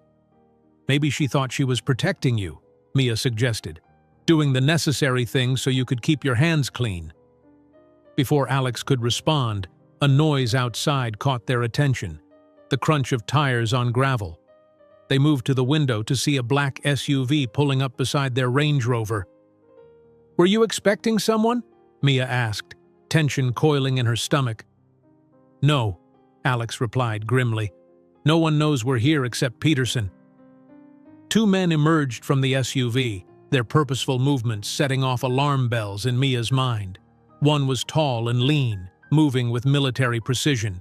The other was shorter but powerfully built, and as he turned toward the cottage, Mia recognized him with a jolt of fear. "It's James Whitaker," she whispered. "How did he find us?" Alex quickly gathered the USB drive and letter, securing them in his pocket. "We need to leave, now. There's a back door through the kitchen." They moved quickly, grabbing only their essential belongings. As they reached the kitchen, the sound of the front door being tested, then forced open, spurred them to move faster. "This way," Alex said, leading Mia through the rear door and onto a narrow path that wound along the cliff edge. Behind them, They heard James's voice calling out, "Check the whole place! They can't have gone far!" The path was treacherous, slippery from ocean spray and perilously close to the edge in places. Mia's heart hammered in her chest as they moved as quickly as they dared, the roar of the waves below nearly drowning out the sounds of pursuit. "There's a cove ahead," Alex explained between breaths. "Local fishermen use it. There might be a boat." As they rounded a bend in the cliff, Mia risked a glance back. The taller man had spotted them and was giving chase, with James not far behind. The narrow path provided no cover, nowhere to hide. "They're coming!" she gasped. Alex took her hand, steadying her as they navigated a particularly steep section. "Almost there. Don't look down." The path descended sharply toward a small, sheltered cove where, true to Alex's word, several small boats were pulled up on the narrow strip of sand. One, a motorboat, looked serviceable. "Do you know how to drive that?" Mia asked as they scrambled down the last section of path. "In theory," Alex replied, already pulling the boat toward the water. "I spent summers sailing with my grandfather." A shout from above indicated their pursuers had spotted them. Mia looked up to see the taller man pointing down at them, then starting to make his way down the path with alarming speed. "Whatever theoretical knowledge you have, now would be a good time to apply it," Mia urged, helping Alex push the boat into the surf. They clambered aboard, waves soaking them as Alex struggled with the motor. For a heart-stopping moment, it refused to start. Then, with a splutter and roar, the engine came to life just as the tall man reached the beach. Alex gunned the throttle, and the boat surged forward into the rolling waves. Mia looked back to see their pursuer standing at the water's edge, speaking urgently into a phone. James had reached the beach as well, his face contorted with fury as he watched their escape. "They'll call for backup!" Alex shouted over the engine and crashing waves. "We need to reach a town, find transportation back to the airport." As they bounced across the increasingly choppy water, heading along the coastline toward what appeared to be a larger harbor in the distance, Mia found herself gripping the side of the boat, adrenaline coursing through her veins. "Why would James be here?" she called to Alex. "How would he even know about the cottage?" "I don't know," Alex replied, his expression grim as he navigated the swells. "But it confirms one thing. The evidence Elise found is dangerous enough that someone is desperate to keep it buried." The winds whipped Mia's hair around her face as she stared back at the receding figures on the beach. What had started as an unusual business arrangement had become something far more perilous. And as the Cornwall coast grew smaller behind them, she couldn't shake the feeling that they were heading not toward safety, but into an even greater storm. The small harbor town of Port Isaac bustled with tourists and locals, providing the perfect cover as Mia and Alex, still damp from their boat escape, slipped into a quaint cafe near the waterfront. Alex had abandoned the motorboat at the public dock, leaving cash tucked under the seat to compensate the owner. "I need to call Peterson," Alex said, his voice low as they settled at a corner table. "We need secure transportation back to London." While Alex made the call, Mia ordered tea for both of them, grateful for the warmth after their harrowing journey along the coast. Her hands still trembled slightly as she lifted the cup to her lips, the reality of their situation finally hitting her. They had been pursued, hunted, really, by people who clearly meant them harm. This was no longer a simple deception or business arrangement. They were in genuine danger. Alex returned to the table, his expression tense. "Peterson's arranging a car. It should be here within the hour. We'll drive to a private airfield and fly directly to London." "Not back to New York?" "Not yet. Helena called Peterson this morning. The dental records confirmed it. The body in the Thames is Elise's." Despite having suspected this outcome, the confirmation hit Mia like a physical blow. The woman whose life she had briefly stepped into, whose clothes she had worn, whose identity she had borrowed, was truly gone. "I'm sorry, Alex," she said softly. His jaw tightened, grief and anger warring in his expression. "They're treating it as a murder investigation now. And given our sudden departure after the gala, followed by breaking into Elise's apartment. "We're suspects," Mia finished for him. "I am, at least, which is why we need to examine everything on that USB drive.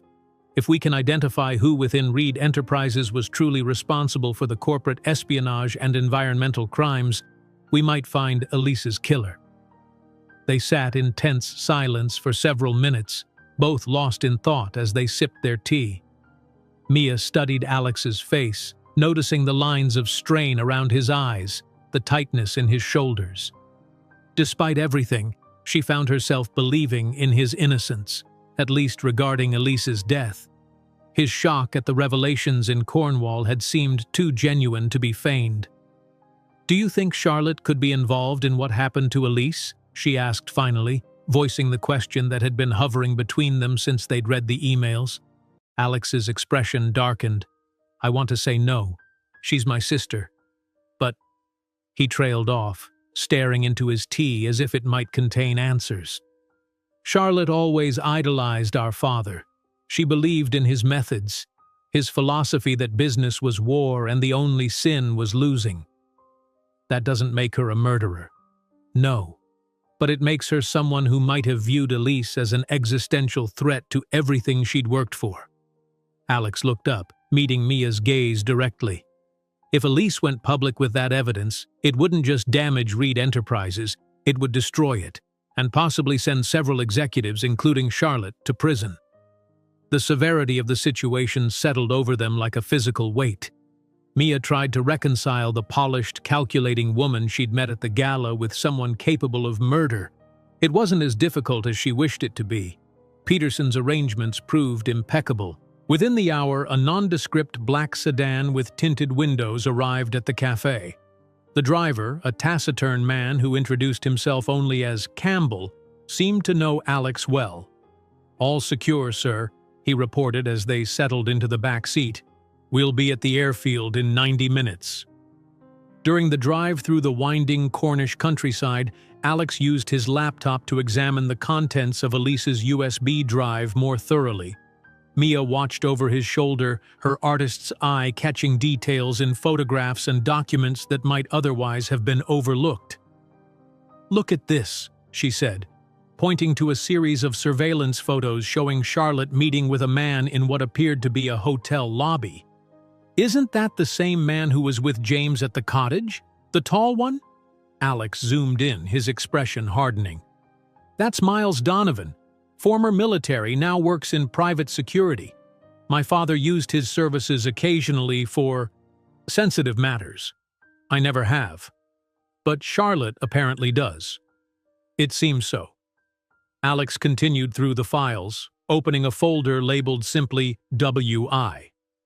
Inside were technical documents clearly marked as Whitaker Industries proprietary information, along with emails discussing how they had been obtained. One email thread particularly caught their attention, an exchange between Charlotte and Miles Donovan discussing payment for acquiring certain Whitaker files. "We need access to their R&D server," Charlotte had written. "The Asian project depends on getting their geological survey data. A won't authorize conventional methods. Handle it your way, usual compensation structure." "A, that's you," Mia said. "Yes." Alex's voice was tight with controlled anger. "She used my refusal to authorize industrial espionage as justification for doing it behind my back." As they neared the airfield, Alex discovered an encrypted file that required a password. After several attempts using variations of Charlotte's birth date and other personal information, he sat back in frustration. "I can't crack it." Mia thought for a moment. "Try Wuthering Heights." "What?" "The book where we found the key. It seemed significant to Elise." Alex typed it in, but the file remained locked. Mia frowned, thinking, what about the flower that was pressed in that book? What kind was it? "Forget-me-not," Alex replied, his eyes lighting with understanding. He typed in the flower name, and the file unlocked, revealing a video file. It was Elise, sitting in what appeared to be the Cornwall cottage, recording herself on a laptop camera. She looked tired but determined, her resemblance to Mia even more striking in motion. "If you're watching this," she began, then my suspicions were correct, and I've either been silenced or worse. What I've uncovered goes beyond corporate malfeasance. Reed Enterprises didn't just steal Whitaker's technology, they destroyed evidence of environmental contamination that would have prevented the Sarawak project from ever being approved. Elise went on to detail how toxic waste from a previous Reed project had caused widespread illness in local communities, information that had been deliberately buried during the new project's environmental assessment. Charlotte Reed personally authorized the deletion of test results showing groundwater contamination. When Victor Whitaker discovered this during due diligence before a potential partnership, Reed orchestrated the hostile takeover to silence him. When that didn't work, Elise's voice faltered. I believe they arranged his suicide. The evidence suggests his supposed suicide note was forged. Alex stared at the screen in horror. No, my father wouldn't have. Charlotte wouldn't have. The truth is painful. Elise continued on screen as if answering him across time. Alex, if you're watching this, I'm sorry. I wanted to believe you knew nothing about these actions, that you were the man I fell in love with.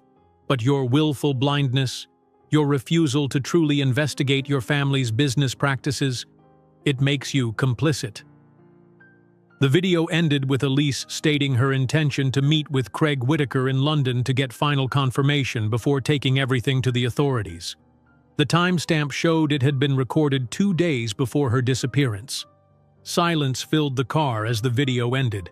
Alex closed the laptop slowly, his knuckles white with tension. I didn't know, he said finally, his voice barely audible, about any of it. The contamination, Victor's suicide. I swear, Mia, I didn't know. She believed him.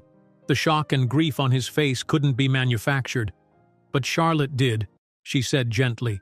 And now we have to consider the possibility that she was involved in what happened to Elise. The private jet was waiting when they arrived at the airfield. Within minutes they were airborne, heading toward London. As the Cornish landscape receded beneath them, Mia found herself wondering how her life had taken such a dramatic turn. A week ago, her biggest concern had been making rent. Now she was flying over the English countryside with a billionaire, investigating corporate crimes and possibly murder. What's our plan when we reach London? She asked. We need to confront Charlotte, Alex replied, his voice steady despite the emotion he was clearly suppressing. She's flying to London today for a board meeting at our UK headquarters. If she's behind all of this... He paused, struggling with the implications. She needs to be held accountable. That could be dangerous. If she is involved in Elise's death... I won't let anything happen to you, Alex interrupted, reaching across to take her hand. The gesture was unexpected but comforting. His fingers were warm against hers, the connection grounding them both in the chaos that surrounded them. I'm more worried about you, Mia admitted. She's your sister. This won't be easy. Alex's grip tightened slightly.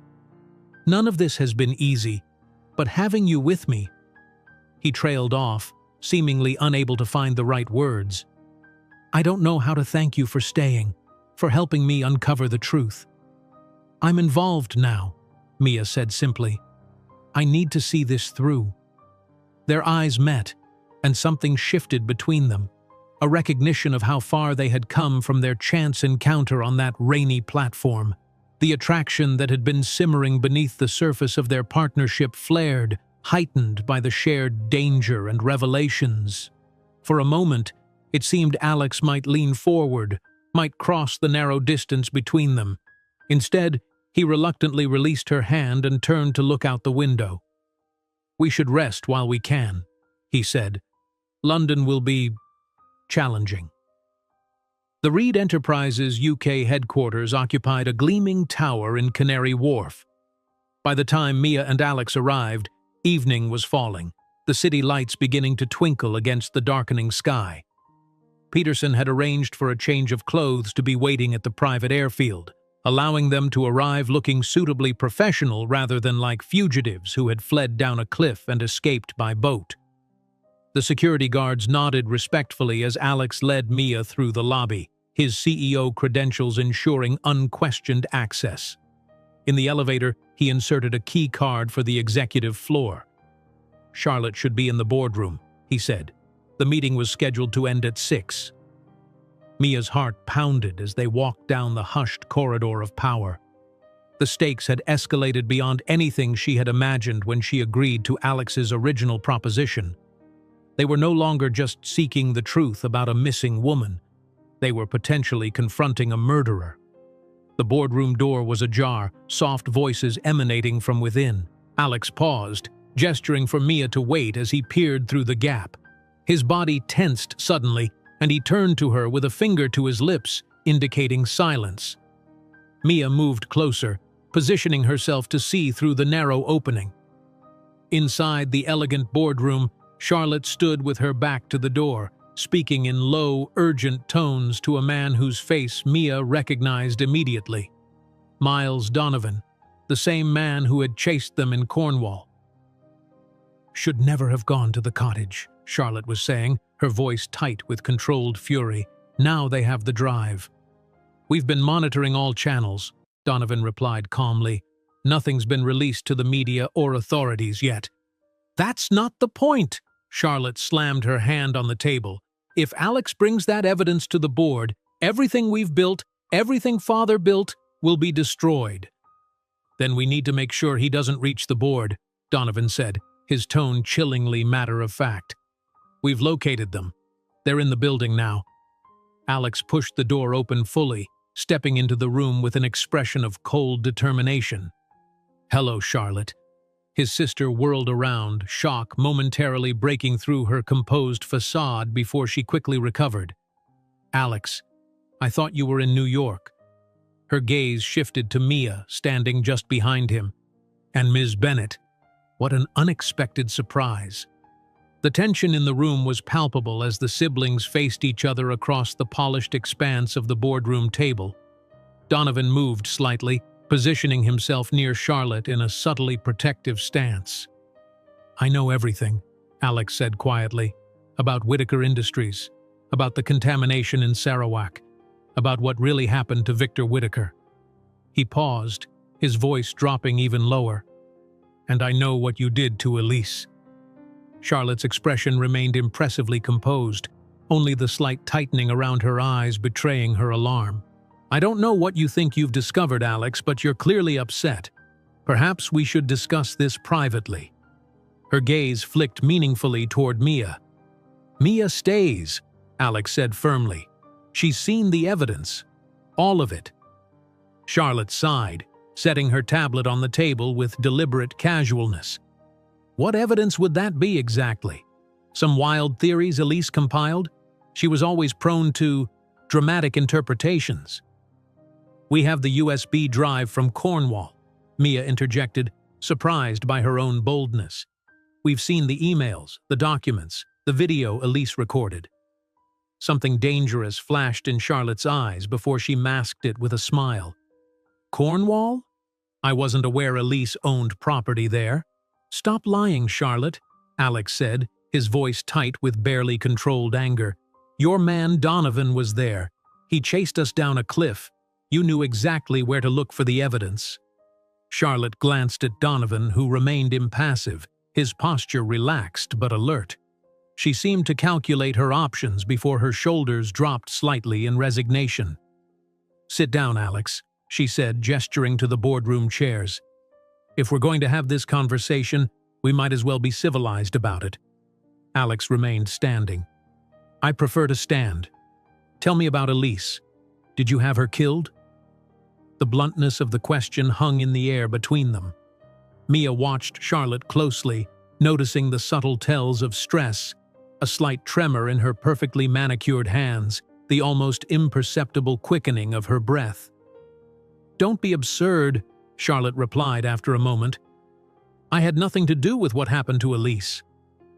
"But you knew she was investigating the company," Mia pressed. "You knew she had evidence of criminal activity that you were directly involved in." Charlotte's gaze snapped to Mia, cold and assessing. "You're very invested in this for someone who was hired to paint a few portraits." She turned back to Alex. Your little look-alike project has clearly gotten out of hand, brother. What exactly did you tell her about our family business?" "I didn't need to tell her anything," Alex replied. "Elise's evidence speaks for itself. The hacking of Whitaker's servers, the environmental cover-up in Sarawak, the forged suicide note. It's all documented." For the first time, Charlotte seemed genuinely taken aback. "Suicide note? What are you talking about?" "Victor Whitaker," Alex clarified. "Elise believed, and had evidence, that his suicide was staged." A flash of what looked like genuine confusion crossed Charlotte's face. "That's impossible. Victor killed himself because he couldn't face his failure. His note was verified by handwriting experts." "Experts paid by Reed Enterprises," Alex countered. Charlotte shook her head, something like uncertainty creeping into her expression. "You don't understand what was at stake, Alex. The Whitaker acquisition was necessary. They had technology we needed for Sarawak. Father always said, 'Father is dead.'" Alex cut her off. "And his methods died with him. Or they were supposed to. You continued them behind my back. Because you were too weak to do what needed to be done." Charlotte's composure finally cracked, her voice rising. "You wanted to play the enlightened CEO, the ethical businessman, while still reaping the benefits of a cutthroat industry. You can't have it both ways." "So you decided to have it your way," Mia interjected, "regardless of the consequences." Charlotte's eyes narrowed as she turned to Mia. "You know nothing about this world, Ms. Bennett. Nothing about what it takes to succeed, to protect a legacy." "I know right from wrong," Mia replied quietly. "I know that covering up toxic contamination that's making people sick is wrong. I know that stealing proprietary information through hacking is wrong. I know that murder is wrong." Charlotte flinched at the last word. "I never wanted anyone to die," she said, her voice suddenly subdued. "That wasn't part of the plan." The admission hung in the air, heavy with implication. Alex took a step forward, his face taut with emotion. "What happened to Elise, Charlotte? Tell me the truth." Charlotte exchanged a glance with Donovan, who gave an almost imperceptible nod. She sank into a chair, suddenly looking exhausted. "It was supposed to be a simple intimidation," she began, not quite meeting Alex's eyes. "When we learned that Elise was meeting Craig Whitaker in London, I sent Donovan to discourage her, to make it clear that pursuing her investigation would have consequences." "You sent him to threaten my fiancée?" Alex's voice was dangerously quiet. "To scare her, that's all." Charlotte looked up, her expression pleading for understanding. But she wouldn't back down. She said she had evidence that would destroy everything, not just the Sarawak project but the entire company. She threatened to expose not only the corporate espionage but also Father's past dealings, decades of questionable practices. "So Donovan killed her," Mia said, the pieces falling into place. "No," Charlotte insisted, then hesitated. It wasn't supposed to happen like that. There was a struggle. Elise tried to run. She fell and hit her head. By the time Donovan realized how badly she was hurt, it was too late." Alex staggered slightly, as if physically struck by the revelation. Mia moved closer to him, instinctively offering support. "You covered it up," Alex said, his voice hollow. "You disposed of her body in the Thames." "We panicked," Charlotte admitted. "Everything was unraveling. The Sarawak deal was days from closing. Billions were at stake. If Elise's accusations came to light..." She trailed off, then straightened, a hint of her usual confidence returning. "I did what I had to do to protect the company, to protect our family name, to protect you." "Me?" Alex laughed bitterly. "How was any of this protecting me? You were the CEO, ultimately responsible for everything that happened under your watch. If the truth about Whitaker, about Sarawak came out, you would have faced criminal charges, not just me." Charlotte's voice softened. "I was handling the ugly parts of the business so you could keep your hands clean. Just like Father did for Grandfather." A heavy silence fell over the room as Alex processed this revelation. Mia watched the siblings, so similar in appearance yet now revealed to be fundamentally different in character. The weight of family legacy, of expectations and betrayals, seemed to press down on both of them. "And now?" Alex finally asked. "What was your plan when you learned we had the evidence?" Charlotte's gaze shifted to Donovan, who had moved subtly to block the boardroom door. "Initially to recover it before you could use it. Now," she sighed, "now we need to come to an arrangement, a way forward that protects the company and our family." "An arrangement?" Alex repeated incredulously. "Elise is dead because of you, and you want to make an arrangement?" "Be reasonable, Alex," Charlotte urged. "What good would it do to destroy everything now? The company employs thousands of people, our shareholders, our partners. They all depend on Reed Enterprises. Would you throw all that away for revenge?" "Not revenge," Alex corrected. "Justice." Charlotte shook her head sadly.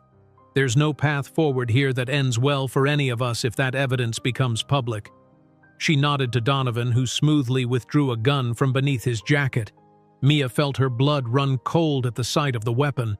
This had escalated beyond corporate intrigue to life-threatening danger in the space of a heartbeat. "This is insane, Charlotte," Alex said, eyeing the gun. "You can't seriously think you can shoot us both in Reed Enterprises headquarters and get away with it." "No one's going to shoot anyone," Charlotte replied calmly. "But we are going to come to an understanding. The three of us are going to leave together, go somewhere private to discuss terms. Mr. Donovan is simply ensuring your cooperation." Mia's mind raced, assessing their options. The boardroom had no other exits.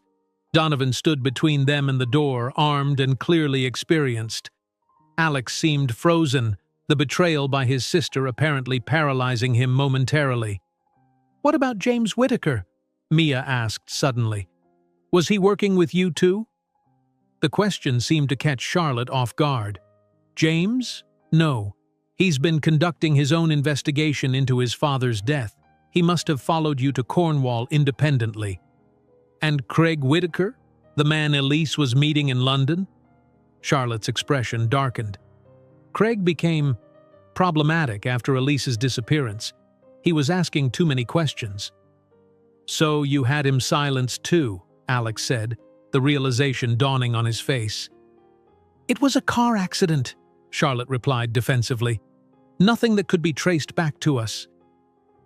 Mia noticed a slight shift in Donovan's attention as he glanced at Charlotte, perhaps surprised by her candor. In that moment of distraction, Alex moved, lunging for the conference phone in the center of the table and smashing it against the edge with surprising force. The plastic shattered, setting off the security alarm that was built into all executive communication devices. Donovan raised his gun but hesitated, clearly reluctant to fire in a building full of witnesses with security already alerted. Charlotte jumped to her feet, her composed facade crumbling. "You fool!" she hissed at Alex. "Do you have any idea what you've done?" The sound of running footsteps echoed in the corridor outside. Donovan moved away from the door, backing toward Charlotte, his gun now trained steadily on Alex. "This isn't over," Charlotte said, her voice tight with controlled fury. "There are contingencies in place. If anything happens to me, certain information about your own involvement in questionable deals will become public. Your hands aren't as clean as you think, brother." Before Alex could respond, the boardroom door burst open. Security personnel flooded in, their own weapons drawn, creating a momentary chaos of shouted commands and confusion. In the melee, Donovan managed to slip his gun out of sight, smoothly transforming from threatening enforcer to concerned security consultant. "Mr. Reed triggered the alarm," he explained to the head of security. "There seems to have been a misunderstanding." Alex stepped forward, his authority apparent in his bearing despite the emotional turmoil he must have been feeling. "There's no misunderstanding. Mr. Donovan was threatening us with a firearm on Ms. Reed's instructions. I want him detained and the police called immediately." The security team hesitated, clearly conflicted about taking action against the company's senior leadership. Charlotte seized the moment of uncertainty. "My brother is under enormous stress," she said smoothly. "He's been making wild accusations since learning of his fiancée's death. This is a family matter that needs to be handled privately." "Check him for a weapon," Alex insisted, pointing at Donovan. As the security team moved to comply, Charlotte's phone chimed with a message. She glanced at it, and a cold smile spread across her face. "Actually, I believe there's a more pressing security concern." She turned the screen toward the head of security. "It seems Ms. Bennett here is wanted for questioning by the Metropolitan Police regarding the death of Elise Montclair." Mia's stomach dropped as all eyes in the room turned to her. "That's ridiculous," she protested. "I never even met Elise." "Yet you've been impersonating her, accessing her apartment, and fleeing the country with evidence related to her death," Charlotte countered. "How do you think that looks to investigators?" Alex moved to stand beside Mia, his shoulder brushing hers in a gesture of solidarity. "This is a transparent attempt to deflect from her own guilt," he told the security team. "Ms. Reed is implicated in corporate espionage and potential homicide. I have evidence on my person that proves it." The standoff in the boardroom had reached a critical point. Security personnel looked uncertainly between the Reed siblings, clearly unsure whose authority to follow. Donovan stood tense and ready, despite being surrounded, and Mia found herself caught in the middle of a powerful family's collapse, her own future hanging in the balance alongside Alex's search for justice. In that moment of tense uncertainty, the boardroom phone rang, cutting through the silence. The head of security answered it, listened briefly, then turned to Alex with a surprised expression. "Sir, there's someone in the lobby insisting on seeing you immediately. Says it's a matter of life and death." He hesitated. "It's Helena Winters, sir, and she says she has proof of who really killed Elise Montclair." The next few minutes passed in a blur of tension as security escorted the group to a private conference room where Helena Winters waited. She looked exhausted, her usual polished appearance rumpled from travel, dark circles shadowing her eyes. But there was a fierce determination in her gaze as it landed on Charlotte. "You didn't expect to see me so soon, did you?" Helena said, her voice cold. "Thought I'd be tied up in London for days with the police."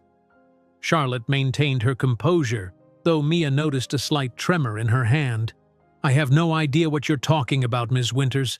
I understand you're grieving, but these wild accusations—" "Save it," Helena cut her off, placing a silver laptop on the conference table. "I've heard enough of your lies." Alex stepped forward. "You said you have proof about Elise's death?" Helena nodded grimly. "Elise was smarter than any of you gave her credit for. She knew she was in danger." She opened the laptop and turned it to face them. She set up a backup system. Everything she discovered, everything she recorded, was automatically uploaded to a secure server if she didn't enter a specific code every 72 hours. "That's why you couldn't find the flash drive in the locket," Mia realized. "She never kept the only copy with her?" "Exactly," Helena confirmed. "When I was in London identifying her body," her voice cracked slightly before she steadied herself, "the police gave me her personal effects. Among them was a key to a safety deposit box. Inside was a letter with instructions on how to access the server." She tapped a few keys, and a video began to play. It showed Elise in what appeared to be a hotel room in London, speaking directly to the camera. "If you're seeing this, I missed my check-in, which means something has happened to me." Elise's voice was calm, methodical. "I'm meeting Craig Whitaker tonight about the Reed Whitaker corporate espionage. Tomorrow I plan to confront Alex with everything I've found. But I'm being followed. A man I've seen before, one of Charlotte Reed's security people." The video continued, showing Elise detailing her findings and her fears. Then came the most damning evidence. A recording from what must have been a hidden camera in her handbag, showing her confrontation with Donovan in a deserted London park. The grainy footage clearly showed him threatening her, then the struggle that ensued when she tried to leave. The moment of her fatal fall was partially obscured, but the aftermath was clear. Donovan checking her pulse, then making a phone call. "We have a problem," his voice said on the recording. "She's dead." "Yes, I understand. I'll handle it." The room fell silent as the video ended. Charlotte had gone pale, her carefully constructed facade crumbling completely. Donovan remained impassive, but his eyes darted toward the exits, calculating. "The Metropolitan Police have this footage now," Helena said into the silence, "along with all of Elise's evidence about the corporate crimes. They're issuing arrest warrants as we speak." As if on cue, the conference room door opened, and two serious-looking men in suits entered, flanked by uniformed police officers. "Charlotte Reed and Miles Donovan," one of them said, showing his badge. "Detective Inspector Warren, Metropolitan Police. You're both under arrest for the murder of Elise Montclair and conspiracy to obstruct justice." What followed was a surreal tableau. Charlotte, the poised and powerful businesswoman, being read her rights and handcuffed, her expression one of numb disbelief. Donovan submitted to the procedure with military stoicism, his face betraying nothing as he was led away. As they reached the door, Charlotte turned back to look at her brother one last time. "I was only doing what father would have expected," she said, her voice barely audible. "What you should have done yourself." Alex didn't respond, his face a mask of grief and anger as he watched his sister being taken away. In the aftermath, the conference room emptied of all except Alex, Mia, and Helena. The latter seemed to deflate once Charlotte and Donovan were gone, sinking into a chair as the adrenaline drained from her. "Thank you," Alex said quietly to Helena, "for bringing this to us instead of just to the police." Helena looked up at him, her expression complex, grief, anger, and something like pity mingled in her gaze. "I didn't do it for you, Reed. I did it for Elise. She loved you, God knows why." She paused, studying him. "But she also believed you were better than your family legacy, that you could change things." "I still can," Alex replied, his voice gaining strength. "And I will, starting today."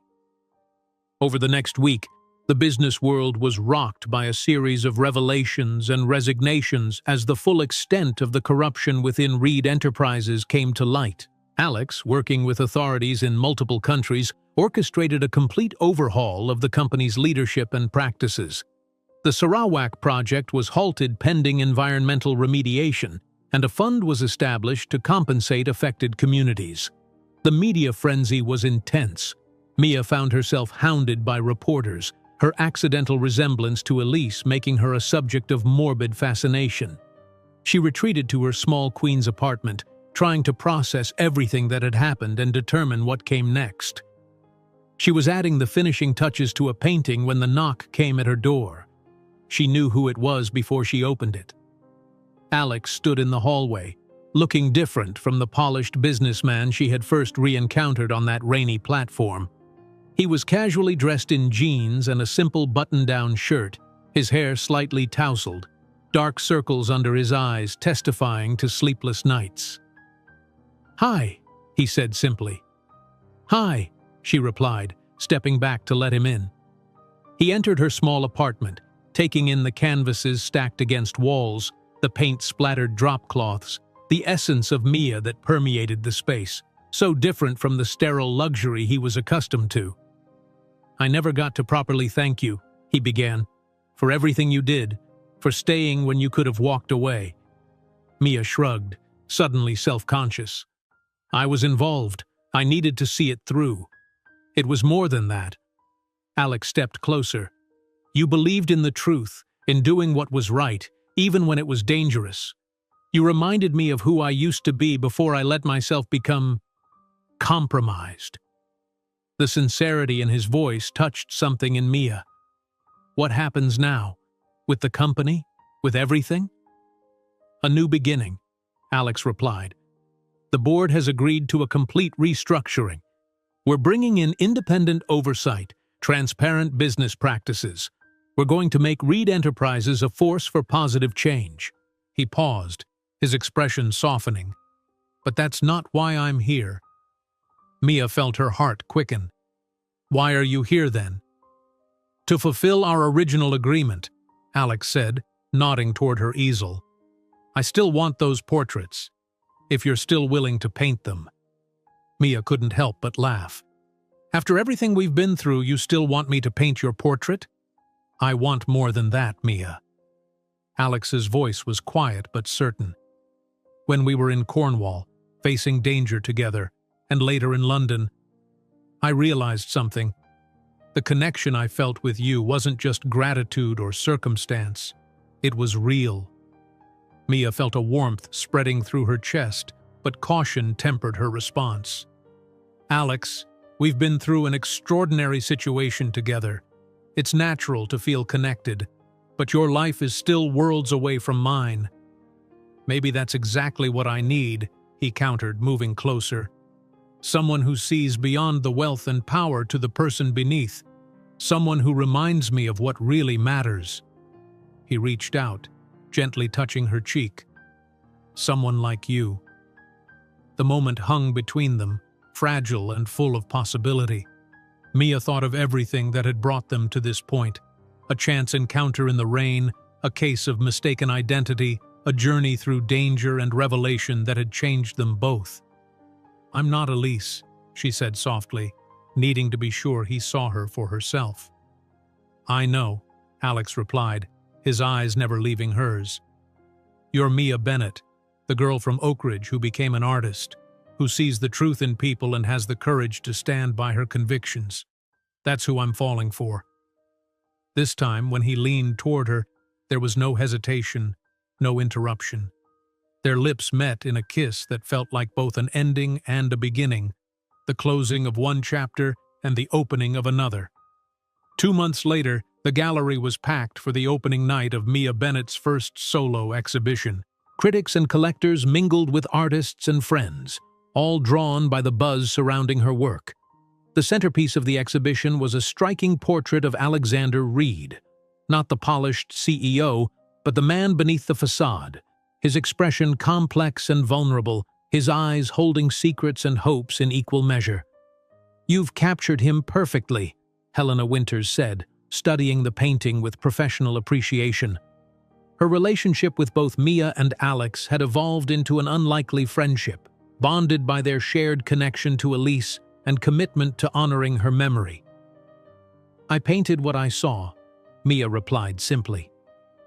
Across the room, Alex was deep in conversation with a potential investor for the new environmental foundation he had established in Elise's name.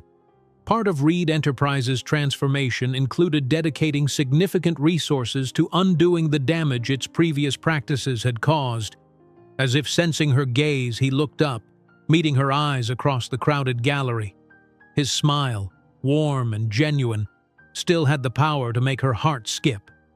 You know, when I first met you, I thought you were someone else, he said later that night as they walked hand in hand along the moonlit path in Central Park. But now I can't imagine wanting you to be anyone but exactly who you are. Mia squeezed his hand, thinking of the strange twist of fate that had brought them together on that rainy platform. One mistaken hug, born of a simple stumble, had set in motion events that uncovered crimes, brought justice, and ultimately, against all odds, led to love. Sometimes the greatest journeys begin with a single misstep, she said, leaning into his embrace as they paused beneath the gentle glow of a park lamp. Above them, the clouds parted, revealing a canopy of stars, constant, yet ever-changing, like the truth they had fought to uncover and the future they now faced together. Two people from different worlds, united by circumstance, transformed by shared purpose, and now bound by something neither had expected to find. A second chance at love, built not on illusion or deception, but on the solid foundation of who they truly were. As Alex drew her closer, Mia reflected that perhaps this had been the ultimate masterpiece all along, not any painting she could create, but the authentic life they were now free to build together, one brushstroke at a time. If you enjoyed today's video, I'm sure you'll love the next one. Don't waste time. Just click on the screen.